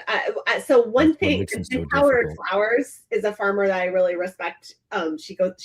She sells at my farmer's market. It's this great woman-owned farm, and they were using, like the creme brulee torch that you like make. They were like torching the nymphs and the eggs with that, and I was like, like we got a creme brulee If torch. you can get close enough without burning the tissue of the plant, right? Yeah. That would be great. Oh, I love that. I like really. So if I do grow squash this year, I'm really gonna look forward to. Here's one that works. Like pulling them off and dropping them into soapy water, and I was like, "Take that, jerks!" You know. Here's the thing: go find or order something, one of those nice little cheap, small little vacuums. Those little cool little mini vacuums. And just get up there and just suck them up. Go out there every morning, suck, because there's going to be more every morning. Yeah. You got to head them off very early, because here's the main goal. It's going to be almost impossible to really get rid of them all completely. Yeah. But what you want to do is you want that plant to grow to enough of a size where it can kind of grow past the pressure. Yeah. Yeah. You know what I mean? So because they'll stay right at the top for the most part, right at the where the plant is planted, and they'll start attacking those first leaves, and they'll work their way out onto the plant, right? But if your plant is growing beyond that and keep going, then they're only taking out that center, and then usually with some squash or whatever, and we get some good vines, and we can allow them to tap a little bit out in places, then they're getting nutrients and things from other places than just the planting spot, right? So that's how I kind of keep my squash alive, especially like my pumpkins and stuff that I grow, and all of that too. I did want to mention something too, kind of on the subject, as you were talking about the things that we're including in our food. One of the things that we learned, and I just had such a fantastic conversation about blue zones with our friend Dr. Jeff recently. But one of the things they were talking about a great way to get all of this, the amino acids and things that you need, the three sisters. Oh yeah. Like the three sisters are a huge one, corn, beans, and squash, right? You get those three together, then you've got like your protein base that you really need right there. And they all store well. Well, speaking of corn, I gotta give a shout out to one of my neighbors. We have this group of neighbors close by us who are all like amazing cooks. One of them wrote a cookbook, Ellen Goldsmith. She's amazing. But our other friend, Jennifer Siebold, we had a little brunch yesterday. She served us a sorbet, a purple sorbet at the end of brunch. I'm like, okay, this is freaking amazing, just first off. But she had made it with corn. It was something morada, which, means purple. Something. It's like, forget what the first word was. But she showed us the corn. It's this deep purple corn that she got from somebody in Montana. And I got to get some and grow it. It's a flour corn. But what she did was, soak it to draw out the anthocyanins and make a deep, beautiful purple liquid, which then she combined with some like pureed pineapple and lime and such in equal parts, and then froze. But she gave us a bit of the liquid just on its own, and it's gorgeous. It has this faint sweetness, and you could make a lovely drink out of it there too. So corn, I don't know. You probably did talk. I didn't see any recipes that jumped out that were corn focused, but corn, there's different ways to use this, right? You could use the corn, could be ground up. You could be making tortillas. You could be cornmeal. You talk about cornbread croutons. You can be growing some corn. There's just lots of other kinds of plants that form the background for some of the things you reference that can be incorporated in. Yeah. Oh, corn's so cool. It's amazing. It's an amazing, beautiful, diverse plant in lots of different ways to use it. Someday, if I ever have a big, if I don't live in a little teeny city lot, I'd like to grow more corn, because I've grown it before. When I lived in Seattle, I had a lot more and I grew it, and it's so fun to grow. All right, I'm going to refer to a particular page in the book here. Let me see if I can find it, because I got to say, one thing that's really amazing about this book are the photos, of course, and you can talk about that in a minute. But in terms of, so this is page 87. It's a gorgeous picture of these roasted poblanos. And this is exactly why I like to be doing my seed planning with cookbook in hand, because right next to that, I think you include them in the salsa verde recipe. And then there's this rajas con crema breakfast enchiladas. And I'm like, okay, I need to grow poblanos this year because, and I did have them last year too, but I need to make this recipe with the poblanos. So to me, I get so much inspiration from a cookbook. Once I can see a recipe that I really like, I become committed to the ingredient. It's just like, okay, I am growing it for this particular reason. And I'm sure I'll do other things with it too, but I want to make this recipe. So tell me a little bit about that in terms of your own garden planning process. And are there cookbooks you use, or talk about the photography, or talk about it all? Oh, sure. Well, first, real quick, I want to give a shout out to a couple recipes that don't have a photo that are really good. Because I sometimes I feel like they're like my lost children. I'm like, is anyone going to cook that recipe? Right. So on page 126, there's it's called Chic Pan Fall Vegetable Breakfast Sandwich. Oh, yeah. And it uses delicata squash, and then it has crispy chickpeas and goat cheese and arugula and chimichurri. It's so good. It's really, really good. It's good at dinner. Like, it's good at breakfast. It's not like a weekday breakfast situation. I mean, you could make everything ahead, but it's like, if you're, you know, it would be a good Sunday morning type breakfast. You can definitely make the squash ahead and just reheat it though. And then actually on in the with the poblanos on, I think, did you say it's page 87? Yeah, there's also a baked egg that uses the so on page 85 is chili verde baked eggs, and I love, that's one of my favorite recipes in the book. You just take, it's a ramekin, and you can put vegetable, you can put like leftover vegetables in the bottom. The recipe calls for spinach and a tomato, and then you put an egg in there with chili verde, and then you can make the ramekins ahead and then just bake it off in the morning, and have it with a side of sweet potato. It's really good, but there's no sugar, so don't sleep on that recipe. It's good. But the photography, yeah, I'm so lucky. I worked with Jim Hinkins on the photography for both books. He's a super talented friend of mine. And he lives in Connecticut now. And we went out last year. He planted his first, he's from Seattle, but he and his wife moved to Connecticut a few years ago, and he planted a big garden last year, and deer ate everything. Oh, he no. had a problem with deer. He didn't even think about them. And then he was like, yeah, I was like, how's your garden? And he's like, it's gone. The deer ate everything. I have to put up a fence. And I was like, oh my gosh. I hate that.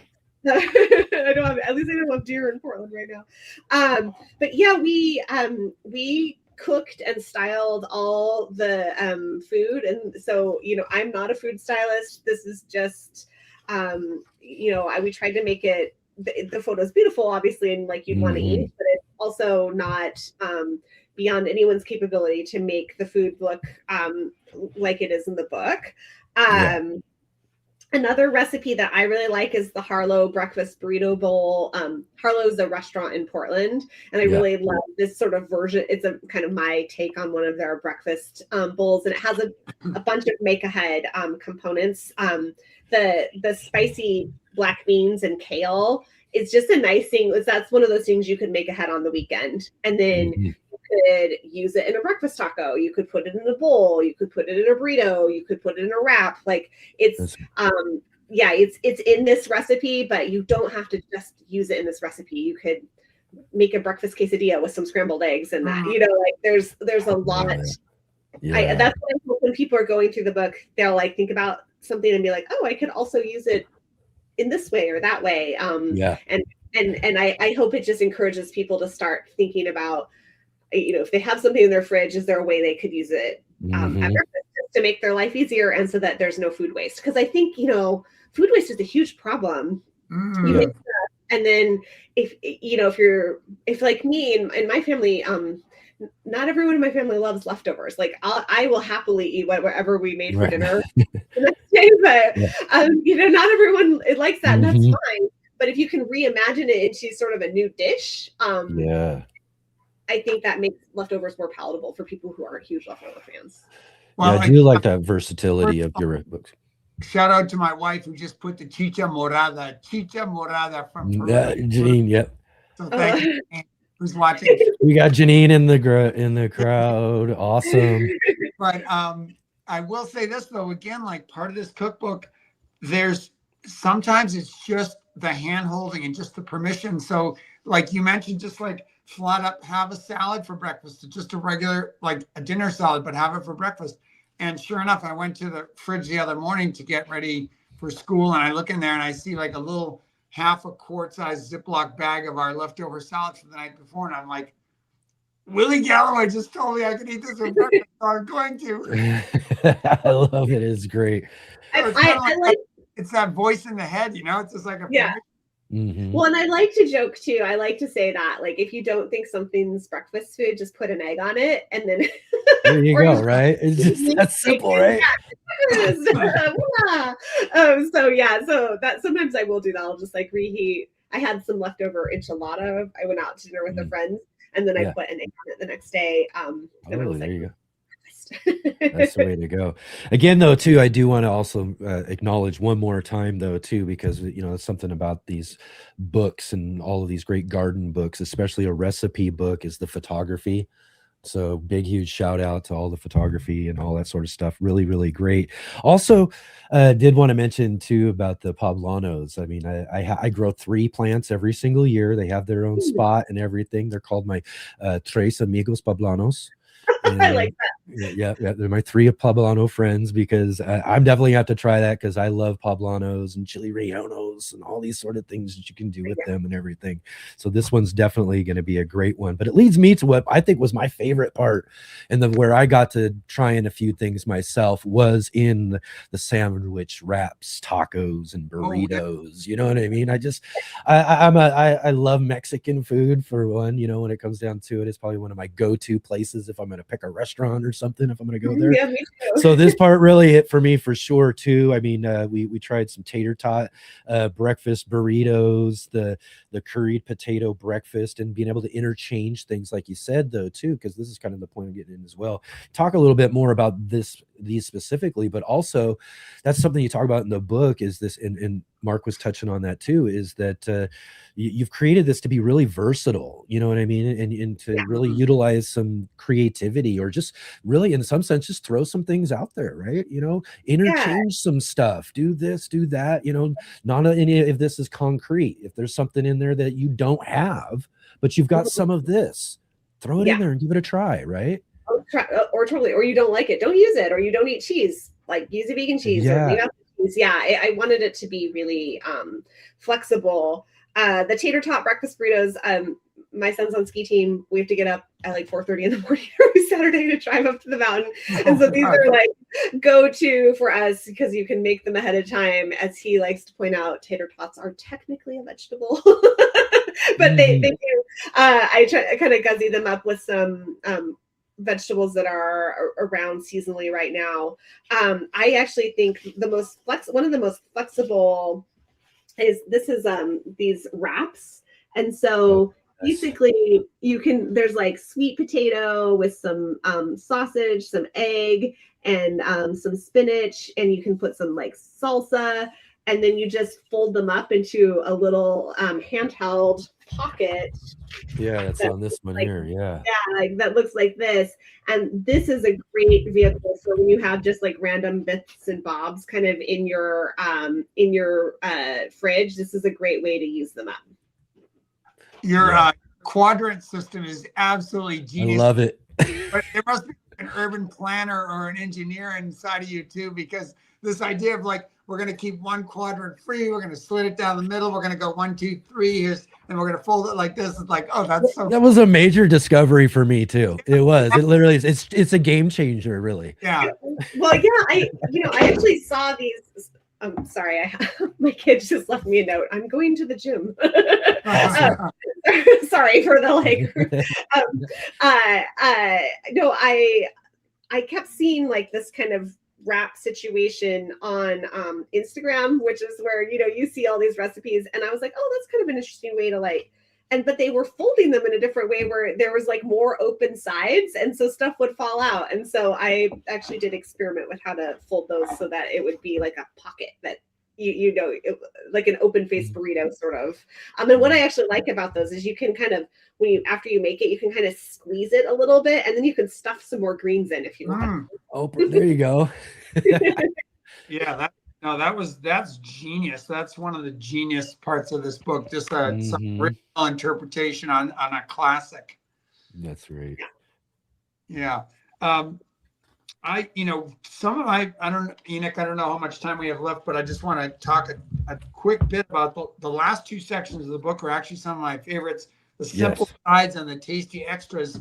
because that's all like either the bases or the bindings, the jams, the vinaigrettes, the dressings, the little yogurt things, the things that we've talked about with nuts, all these extras that are really fun. They're like all the accessories, if you're wearing clothes, you just got, okay, that's the scarf, the glasses, the hat, the purse, all that stuff.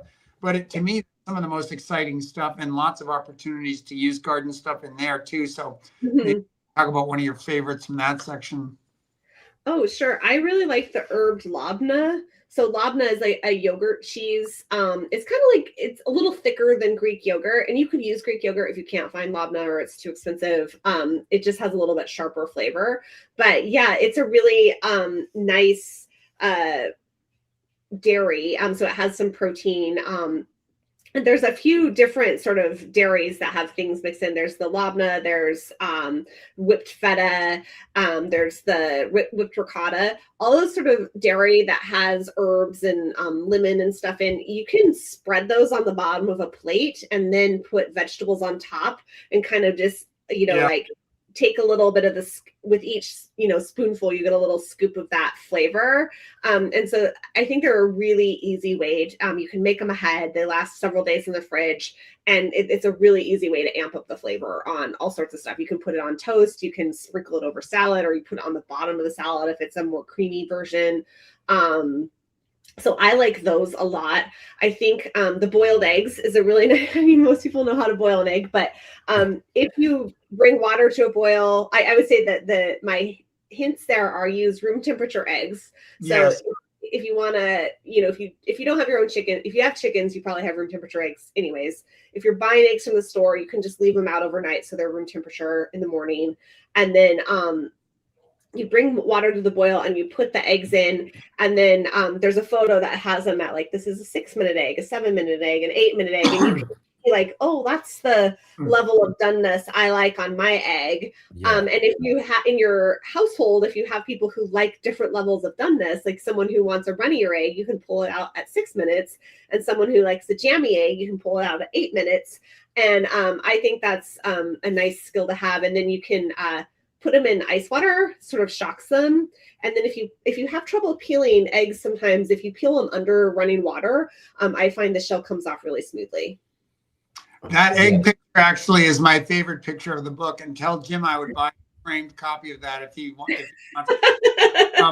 Yes. I got one more comment on this stuff called Zug, though, or I don't even know if I'm pronouncing it right, because when I read that, I'm like, holy cow, that I haven't made that yet, but that one is like, makes me pop my eyes out and be like, I got to try this. Oh yeah, maybe make it this afternoon. It's really good. So zhug is like a Yemeni sauce, and it has cilantro and chili and cardamom in it. Oh, yeah. So it has a really, and the key with that is you need to have cardamom pods and grind the seed fresh. If ground cardamom loses its flavor really fast, and so it just doesn't quite have the same. It doesn't hit quite the same notes if you use pre-ground cardamom. If you grind it in your spice grinder, it's a lot better.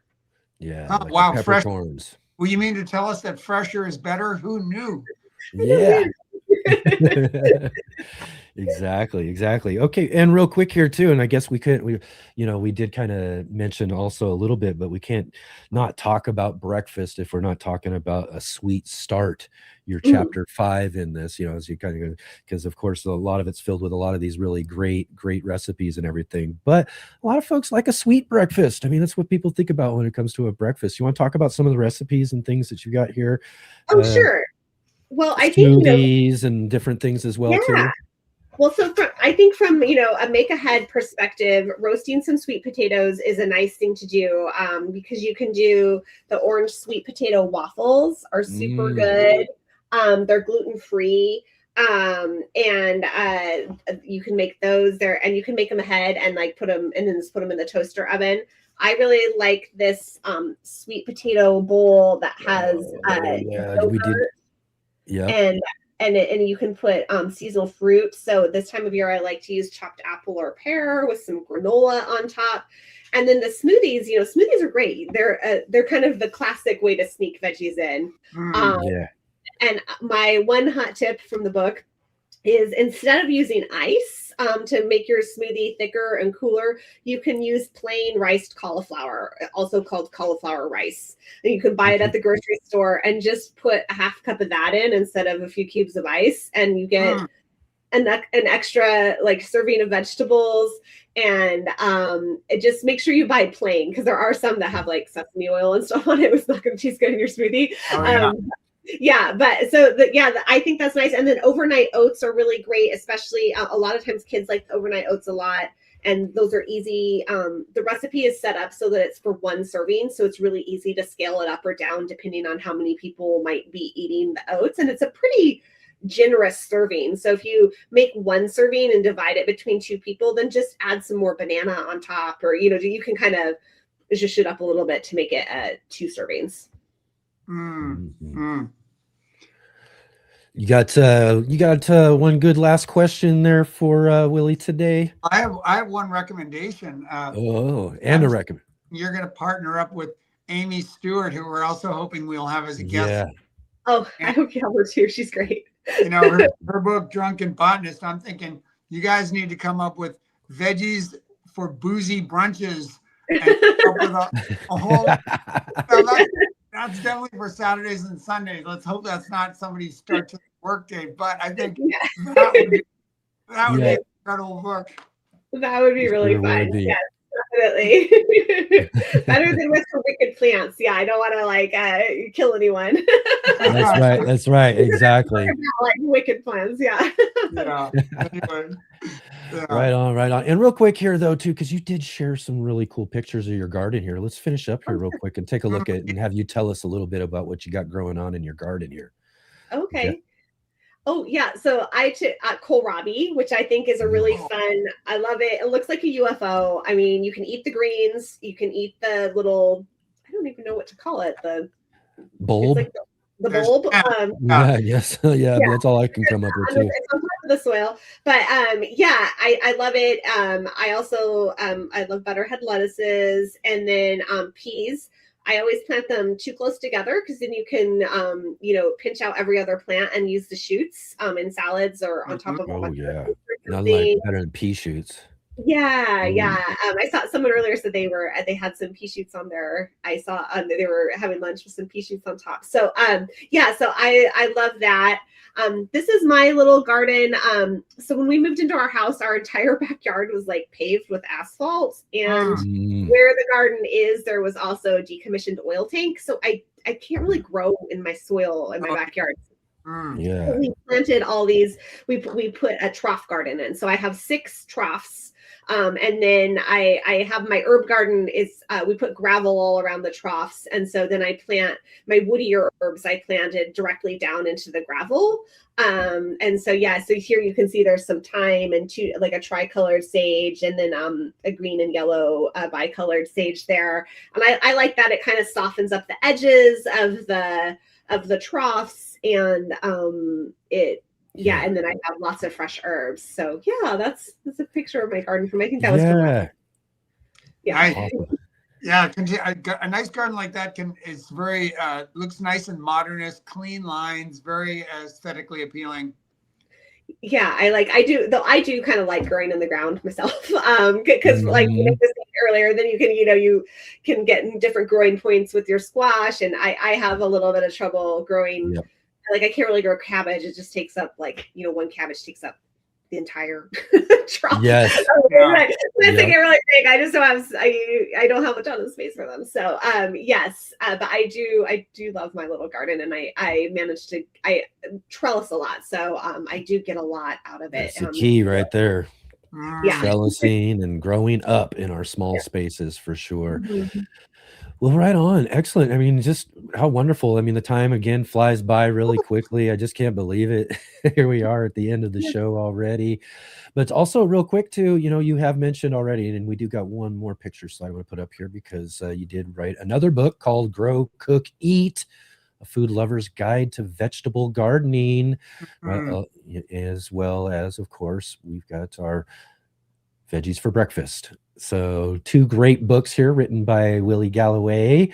So you all go and check those out. We got links down below where you can find those books and everything as well. But just again, really great conversation. Thank you so much for coming in and hanging out with us today for the show and talking all about your really awesome book. I mean, this is really be so just great. really great. I can't wait to try even more things and new things as the growing season gets going and I get some more of these things coming out of my garden and all of that too. So this is just going to be really fun for the rest of the year as well too. I literally have a list in my journal here of like 15 things that I must try. I've already done about 5, but I need to do 15 more. That it's like they're just too good. Oh, well, I'm happy. It was really a fun book for me to write, and I had so much fun on the show. I will say, because I'm always bad at remembering to promote myself, but if people are interested, I do have a Substack newsletter where I I love stuff like this, where I get to talk to other people who are doing interesting stuff. So when I find someone who is an interesting person who also happens to be a gardener, I like to talk about them and their gardens. So that's what I do. It's called The Garden Dish, and it's on Substack. Cool. The Garden Dish? Yes, The Garden Dish. Yeah. The Garden Dish on Substack. Go check out Willi Galloway. Go interact and ask her some questions about some things, that you might have. Or maybe you got some ideas for her next book or something like that. So go check her out, right? Absolutely. And again, Willi is so awesome. I'm so glad Mark picked your book for this month, and we got a chance to talk with you. Just a really, really awesome conversation. Really just wonderful gardener all around, a great author of a couple of great books. But thank you so much for being here today. Yeah, no, thank you. And I'm going to take Mark's idea and start listening to the podcast while I make my veggies for the week on Sundays. Absolutely. Jump in and say hi whenever you get I will. Definitely love to hear from you for sure. Enoch invites the world, man. He's got connections everywhere. You won't believe all the guests and people that he has. So you just sit back and be amazed. Okay, yeah, no, it's gonna be fun. It's gonna be my new Sunday routine. Not just Sunday though, too. We are your 3-day gardening talk weekend. We're here Saturday, Sunday, and Monday evening now too. We got a green room show on Monday evening as well. So we got all sorts of great shows ahead for everybody, for people to enjoy. It looks like Jay did drop for everybody Willi's Substack link right there into the chat, so you all can go and utilize that link and go find Willi over there. So again, thank you so much for being here today, and we'll look forward to maybe finding a way to get you back on and talk about something else or something like that. We'll have to have you back on just to talk some gardening sometime, right? Okay, yeah, anytime. Thank you so much. And I'll probably see you at the show. I'm bummed I'll miss your Wednesday. I'll be driving up that night, but hopefully catch you sometime on Thursday. Okay, I hope so too. Yeah. All right. Bye. Bye. Excellent. Thank you.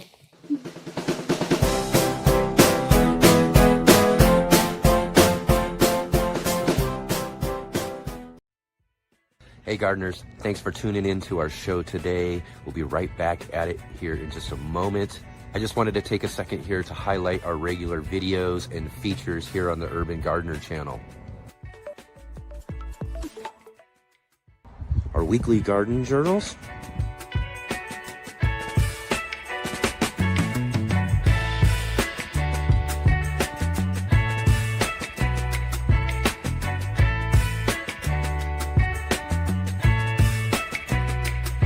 and our incredible featured visits.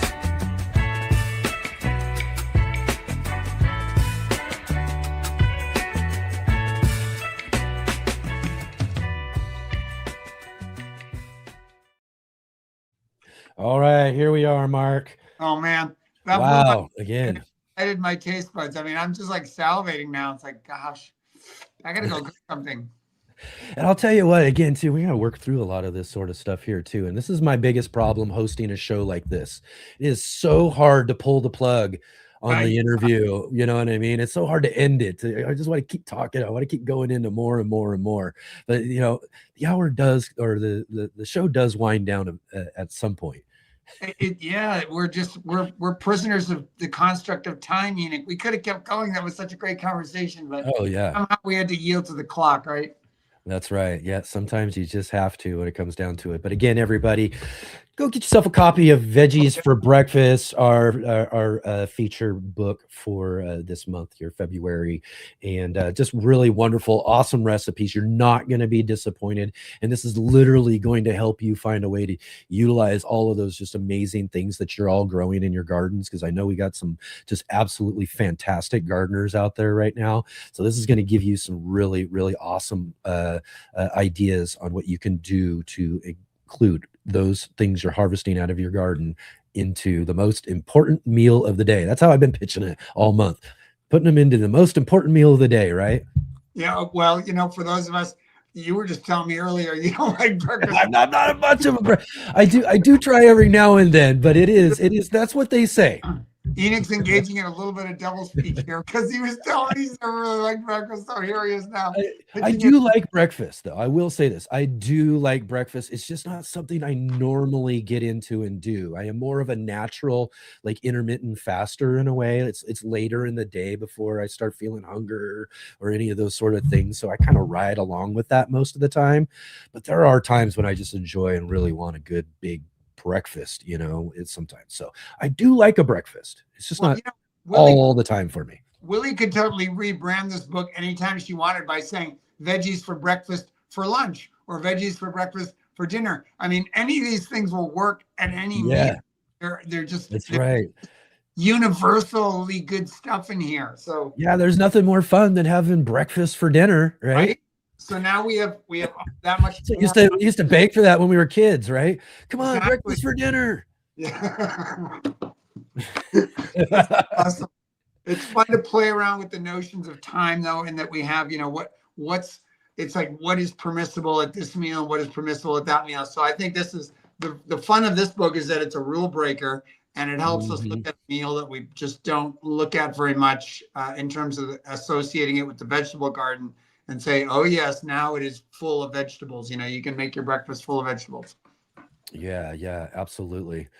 All right. Excellent. Yeah. So definitely everybody get that book, get the link down below for all of that. Just a great book that we've had featured here for our monthly gardening book club. And guess what, Mark? It just keeps going. It just keeps going. We got another one coming. There's another month right ahead of us now. Wow. How does that work? How does that even happen? I know. So if there's another month ahead of us, that means that we've got to have another book for our book club. So yeah, that's the right thought. That's the right thought. What do we got coming up? I don't have the book yet because I'm trying. I'm waiting for mine yet too. I should have actually got my other copy of his other book, but this is going to be for those folks who've actually watched the show regularly. This is going to be a quick turnaround on guests, if you will, because we just had him on the show not too long ago, but he's going to be coming and joining with us for our March selection of the monthly gardening book club. And that's going to be Gary Pilarczyk.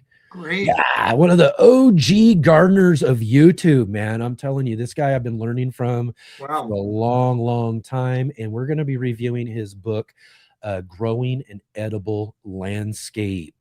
Yeah. How to transform your outdoor space into a food garden by Gary Pilarczyk. Gary's an amazing gardener. He's someone we've had the opportunity of having on the show a couple of times already. Really looking forward to being able to have him on with you as well too, and be able to dig into this really great book. Something that we really do like is how do we get to utilize as much of our space as possible that we have at our home for our gardens, right? So we're going to talk about turning your landscape into an edible food garden. And what I'm hoping we'll touch on too, and I'm sure we will, just looking at the cover of that, and is the integration of beauty, kind of what Christian Douglas on with the exactly, yeah. This idea that you can sort of seamlessly integrate beauty and edibility into your landscape. That to me is like very exciting. And so I'm hoping that we'll get into that. And that's really where it's at for me. I love that combo. Yeah, that's going to be really fun. You're not going to want to miss out on this. Again, we've had Gary on several times on the show already, but now we can really dig into one of his books and just really get into it and really just tap into all of that, just some fantastic knowledge that Gary has. And again, excited for you to meet him, Mark, and again, to be able to, like you said, continue this just wonderful book club we're on. Yeah, and I really appreciate, Enoch, being able to tap into your massive network. I mean, I don't throw that around lightly. And are in personal relationship with so many of the garden luminaries around the world. I love And that word. I just think you're doing us all an amazing service. These are not necessarily people I haven't even heard of, Gary. So it's like, wow, this is a great honor and an opportunity for me, but it's all thanks to your hard work and the constant attention and love you give this channel and this show. So I hope the viewers out there appreciate what you're giving them, because it's pretty big. Oh man, I appreciate that. Yeah, again, it's some work, but it is so rewarding at the same time. It's one of my favorite things to do is to sit here on the weekends, right in this chair, hanging out with folks like my good friend Mark, hanging out with all of you out there who are watching our show, because it's just so awesome to be able to do a live stream like this, you know what I mean? And be able to connect not just with all these amazing guests that we get to talk to, but all of these wonderful people who come and hang out with us each weekend here on the show. So just really fantastic all around. I can't get enough of this show. We're going to keep it going. Like I said, we got another great book club for you next month with Gary's book. And then also, Mark, again, too, we'll touch on this real quick before I let you go, but you got a great talk coming up at the Seattle Flower and Garden Show. So congratulations on that. I hope the best for you when it comes to doing all that. I hope you get a chance to film it for us somehow. So maybe we'll talk you into that some way, but maybe we can get some clips or something. I don't know, but I just really just so excited for you in this really great opportunity to do something at this show that you've loved for so many years, to actually now be a participant. Oh my God, it's gonna feel great. Yeah, they even have a little VIP lodge for speakers, so I'm gonna oh man, be like, yeah, we got to get footage of all of this, Mark at the show for sure, because he's going to be ruling it this time. Oh yeah, ruling it, totally ruling it. I'll be like, get back in the VIP lodge. I'll be like, come on, yeah, bring it. Excellent. Again, too, we look forward to that too. Again, as I'll mention here in just a minute, we'll have Mark on with us next Saturday to talk all about the Flower and Garden Show. But until then, Mark, I'm going to go ahead and let you go so I can finish all of this stuff up here and let everybody go for today. Great show today. Really awesome. Really grateful for Willi for coming on and the hard work she had to do to assemble this cookbook. I mean, these books are not for the faint of heart, man. People put lives into this, and it's just such a gift to all of us to have people who are willing to dedicate their time and energy and money, sometimes whatever it is, to get these books out in the world and share this stuff with us, make our lives better. Yeah, absolutely.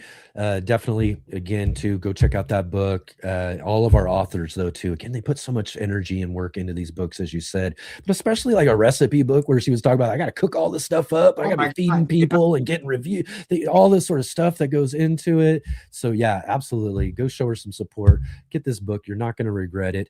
And Mark, I'll see you in a few minutes. We'll go ahead and finish this stuff out real quick. Thanks for being with us, everybody. Yeah, thank you.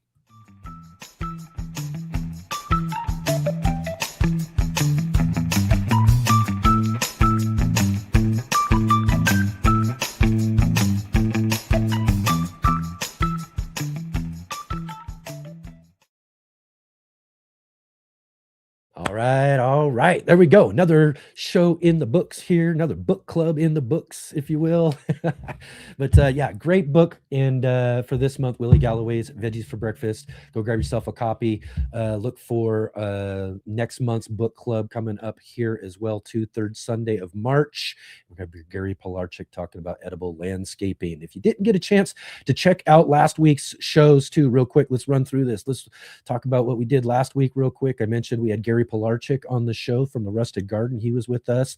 So catch up and talk with the talk we had with him last week, as well as last week again. Yeah. IV Organics was on to talk about their free fruit plant and scion giveaway. You definitely want to go and check that out at ivorganic.com. They're giving away fruit and plant scions. You got some figs and all sorts of really great things that you can choose from if you go and get an order over at ivorganics.com. And let me get this up here for you real quick. And you can use our promo code GROW10, GROW10. You get 10% off of your order, as well as some of those free plants and scions and everything that they're giving away as well. Plus, get yourself some of that 3-in-1 plant guard. You won't regret having that in your garden shed, especially for those of you who are growing fruit trees out there. Utilize that for a great whitewash. But go check that out for sure, as well as last Sunday on the show, we had with us Gardener Scott joining us on the show for Ask Gardener Scott, answering all of your gardening questions. Really fun, awesome conversation with Scott you want to go check out, as well as our new show. As I mentioned, we got our new show, The Green Room, with Natalie from The Fresh Princess and I. Last week, we talked with Andre the Farmer and Gardening with Gray. And you got to check out the show. I'm telling you, we're having so much fun. We got this really cool lightning round that we put our guests through and everything. It's just really great. We're really having a good time. You definitely want to go and check out The Green Room, as tomorrow night. Yep, we'll be there tomorrow night with the new show. That was what I just showed you is next week. Tomorrow night, though, on the show, we're going to have with us our good friend Paul from Guten Gardening will be joining with us. He's a contributor to our In the Garden segment on the Sunday edition, as well as Scott from New Garden Road will be joining with us as well too. So again, another fun, great conversation with the panel on The Green Room. Definitely come and check that out. And then, like I said, next Saturday, we'll get our good friend, Mr. MBC, joining with us, exploring the Northwest Flower and Garden Festival. So we'll come and hang out with him next Saturday as well, too. That'd be great. We'll get him back again here 2 weeks in a row. We love it when we get a chance to do that. And then next Sunday was already, I planned to have a day off already. We did plan that. So I didn't get anything fit up since I changed my plan. So what we're going to do next Sunday is I'm going to go ahead and still take the day off. And you're going to have our good friend Jay Dixon. Yeah, that's right. It's going to be Let's Get Growing with Jay Dixon next Sunday. She'll host the chat with all of you next Sunday. And if you guys have any suggestions for her, I know she's probably put something into the chat there asking you guys for suggestions on things that you might want to talk about next Sunday. Definitely let her know. And I'm sure she'll get to talking about all of that as well too. So definitely come out and come and check out those shows and all of that as well too. Oh, I think I had that backwards. I showed you what was last week on The Green Room. I just showed you what we had right here tomorrow night on The Green Room. This is next week on The Green Room. We've got Nick Fedoroff from Things Green joining along with our other In the Garden contributor, David from Bowtie Life. He'll be with us next week for The Green Room as well, too. So lots and lots of things growing on here on the Let's Get Growing show each and every single week. So definitely be coming in, joining with us here for all of these really great conversations. It's always so wonderful to have you all here with us. And if you can, real quick, before you head out today, let's go ahead and click that like button if you didn't get a chance to already. Subscribe, bell notification to be notified of all the upcoming shows. Share with all of your garden friends and let them know about your 3-day gardening weekend here on the Let's Get Growing show. And then, of course, everybody definitely go and follow all the links down below, not just to our guests, but all of our contributors as well too. Go show them some support for all that everybody does to help bring such a wonderful show to you all here on the Let's Get Growing show. So again, thank you everybody for being here. It's just so awesome to hang out with you. I look forward to seeing all of you, like I said, again, tomorrow night for The Green Room. So again, I'll see you, all of you, then.